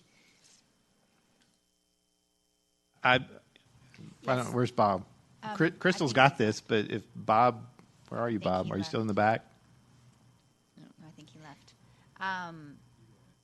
So we do have written where there he is, the suspension of a lot of the rules. The rules have relaxed in the Open Meetings Act, Public Information Act, things of those nature. So we are researching those. We're complying as best as possible, which is where some of the confusion was about having a physical location of a quorum as opposed to now being told that the rules had been relaxed and we could do it more virtually. Okay. So once the declarations seemed to increase a little bit more restrictive, the rules got more lax. Yes. Okay. So then I saw Gary's hand, then Wes's hand. So Gary, why don't you go first? Yeah, I would say two things. One, obviously, we need to assure if it's the Attorney General or whomever makes that determination that we're within the restrictions of the Open Meeting Act. But if we are, I would say two things about tonight. I have felt as engaged in the meeting other than when my cord came out and my computer shut down for a few minutes, but that's my own fault. I felt as engaged as if I were there. And so I don't think there's any issue with doing this remotely. I guess the second thing, and others may have a different opinion, I think if we are requiring our local businesses to not show up at their business and to take all the challenges of meeting payroll and covering their lines of credit and all, if it's that serious, I think it models the right behavior for us to stay at home as well. And I think it's good for us to try to see if we can conduct one of these meetings entirely remotely. Heaven forbid we ever have to do it again. Councilmember Mace. So, a couple of things. I don't know if anybody followed Judge Jenkins' presentation Sunday afternoon, but the data that he was showing was actually showing some dates. So we're going to be several meetings into April at least before we see a relaxation. I'm very comfortable that the county commissioners will extend that April 3rd date. And I agree with Councilmember Roden. It's actually easier following the general meeting that we've been sitting in by video than it was doing the executive session by phone. It was much easier doing it this way with the video going. So I would strongly recommend that we do follow the recommendations that we're giving our citizens and that we do remote meetings. It makes sense. The shelter in place is in effect. And we ought to be role models for the citizens that we've also are asking them to comply with. Any other thoughts?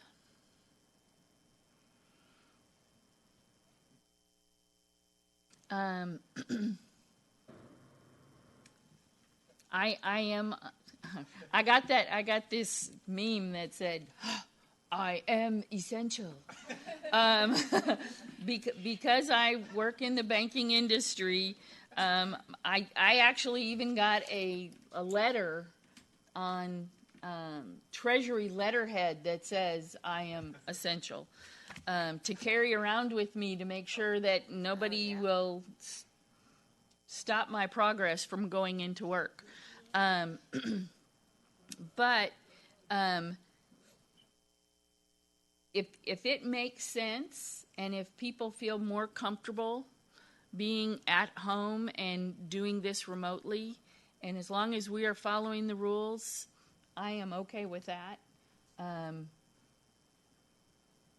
am probably one of those people that will want to be here just because. But that if everybody else is remote, guess what? So am I. So I'll stay with you. And as you can tell, we're trying. There's no hugging. There's no shaking hands anymore. We are making sure. Yeah, there's a lot of air hugs. So we are making sure that we are hopefully modeling what we need to do for our public. The one part that is a little uncomfortable, we need to figure out is if someone wants to be a part of the meeting during the meeting, how we coach them through being part of a meeting. This again was our first one, so I hope people give us grace for learning how to do all of this. Did that answer? Did you get direction? Are we saying? No, I'll come back to it in just a minute. Just remind me. I need to also say thank you to Julian, who y'all saw coming through here today, because many of you were working with Julian. And then secondly, Kevin, who's back in the back.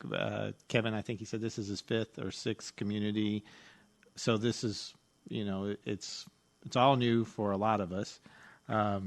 Julian and Crystal and Kevin were working very closely together today. I'm not sure Crystal's coming in tomorrow, actually, in terms of resting. What I'm hearing, so I'm gonna maybe make this an affirmative statement, that if the shelter is in place in preparation for the April 17th meeting, April 14th meeting, our plan, our mission, our goal is to make sure that we have a virtual meeting. And with that understanding, we will work towards that end, specifically as it relates to engagement with the public, what's next, right? In terms of the... Right. Yeah, now, in between, we will do for example, if something changes... If another order comes out that requires some kind of change, See you tomorrow. Right, we will. We had the provision to be able to call that meeting, and we'll do it from a virtual standpoint as well. So between now and the 14th, they make fun of me in dates. Mike never gets the dates right. Between now and the 14th, we will work towards doing nothing but virtual meetings. That's the direction I'm hearing. That's not exactly what I heard. I heard that it would be similar to this meeting, in that if people wanted to come here, there was the option, or if people wanted to do virtual, they... I'm glad I said what I did, because that's not what I was taking. Tell me what you heard. You agree with who? That we should have the option to do telecommuting and being present, if that's what you chose to do. Thank you. Okay. We're going to... Yes. We have the potential to repeat tonight. Correct. Okay. So it's not an all for one and all, one for all. It's one or the other. Well, and you get a choice. 1, 2, 3, 4. We'll get it. Crystal just went like this. She just did what? If you're elected in an odd number year, you have to stay at home, and even number year, you have to shop. Huh? Okay. What else? Anything else on this topic? No. Okay. Any questions for the city manager? None. Mayor and council reports. All events have been canceled. Stay tuned. Stay tuned. Stay home. Be safe. If you see others not social distancing, please remind them. Don't be mean. Don't pick a fight, because that's not social distancing. Committee reports. Wes May, or Councilmember Mays, on the North Central Council of Governments. Thank you, Mayor. This is going to be very short. As best I can tell, COG is just about shut down. All of their meetings have been canceled. All of their committee assignments are on hold. I have not been able to tell if they're doing anything virtually or not, but their website is gone silent as well. So I have nothing to report. Thank you very much. North Texas Commission, Councilmember Yingling. Thank you, Mayor. North Texas Commission has decided to reschedule their two LNT and LNTU program days for March and April, as of, up to just to that point. They're also working on rescheduling the April 13th to the Point Lunch with Dr. Ray Perryman, talking about the economic development, economic impact of non-discrimination. It's now, they've decided that it's now going to be, they're going to continue it on April 13th. They're going to do it at 10:30, but it's going to be a Zoom meeting. So details are to follow, but just if you have that on your calendar, then move it to 10:30 instead of noon, and they'll get all that information out to everybody. And also the North Texas Commission website, they're doing a complete COVID-19 update page for regional resources. The portal, it's a portal for everything in one place. It has the county, it has nonprofits, the CDC, small businesses, and also on the page there's some federal updates from their DC lobbyists about what's going on in Washington. So it's a really great resource for the region. And also North Texas Commission is also working with COG and the Hospital Council as well. So that's it. Thank you. The Coppell Historical Society, Councilmember Long. Thank you, Mayor. The Historical Society canceled their meeting in March, and they scattered. And so we have no report. Thank you, Councilmember Long. Public service announcements. The only thing I wanted to add, Mayor, is MetroCrest Services. If you're following, they have needs. I think Danny gave the report today that their folks who are coming by for food and everything's increased already about 25 to 30%. So those who can, they're being asked to give to MetroCrest Services through food and those types of things. So. Actually, for those who have the ability, they are actually asking, again, social distancing, for you to go online and donate, and then they are going to buy the food provisions, whatever they need from the North Texas Food Bank. They can get more than you can buy with your dollars. So obviously they will take any donations that you will give. But if you have some funds to spare, and I've had lots of people call me and ask me about, can the city create a fund to do this? And can the city, start open an account to do that, and all of those types of things.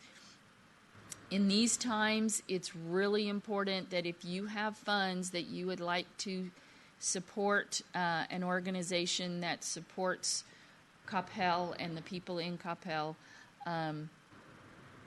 MetroCrest Services and CCA,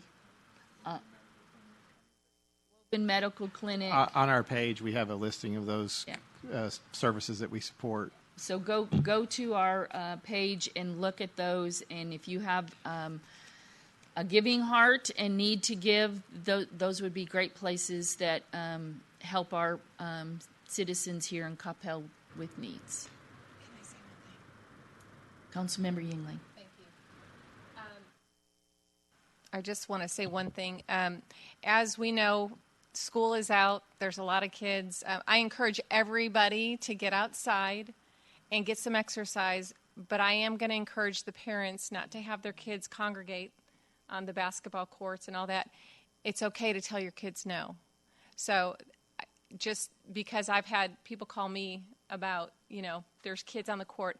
And if you do see a group of kids, give them the opportunity to disperse and ask them politely to disperse and before you would call our first responders, our police. So just give them an opportunity to disperse if that's the case. But I'm just asking everybody to it's okay to tell your kids no. So thanks. Any other announcements? Hearing none, we have no necessary action from executive committee and no other business before us. So the time is 9:51 and we are adjourned.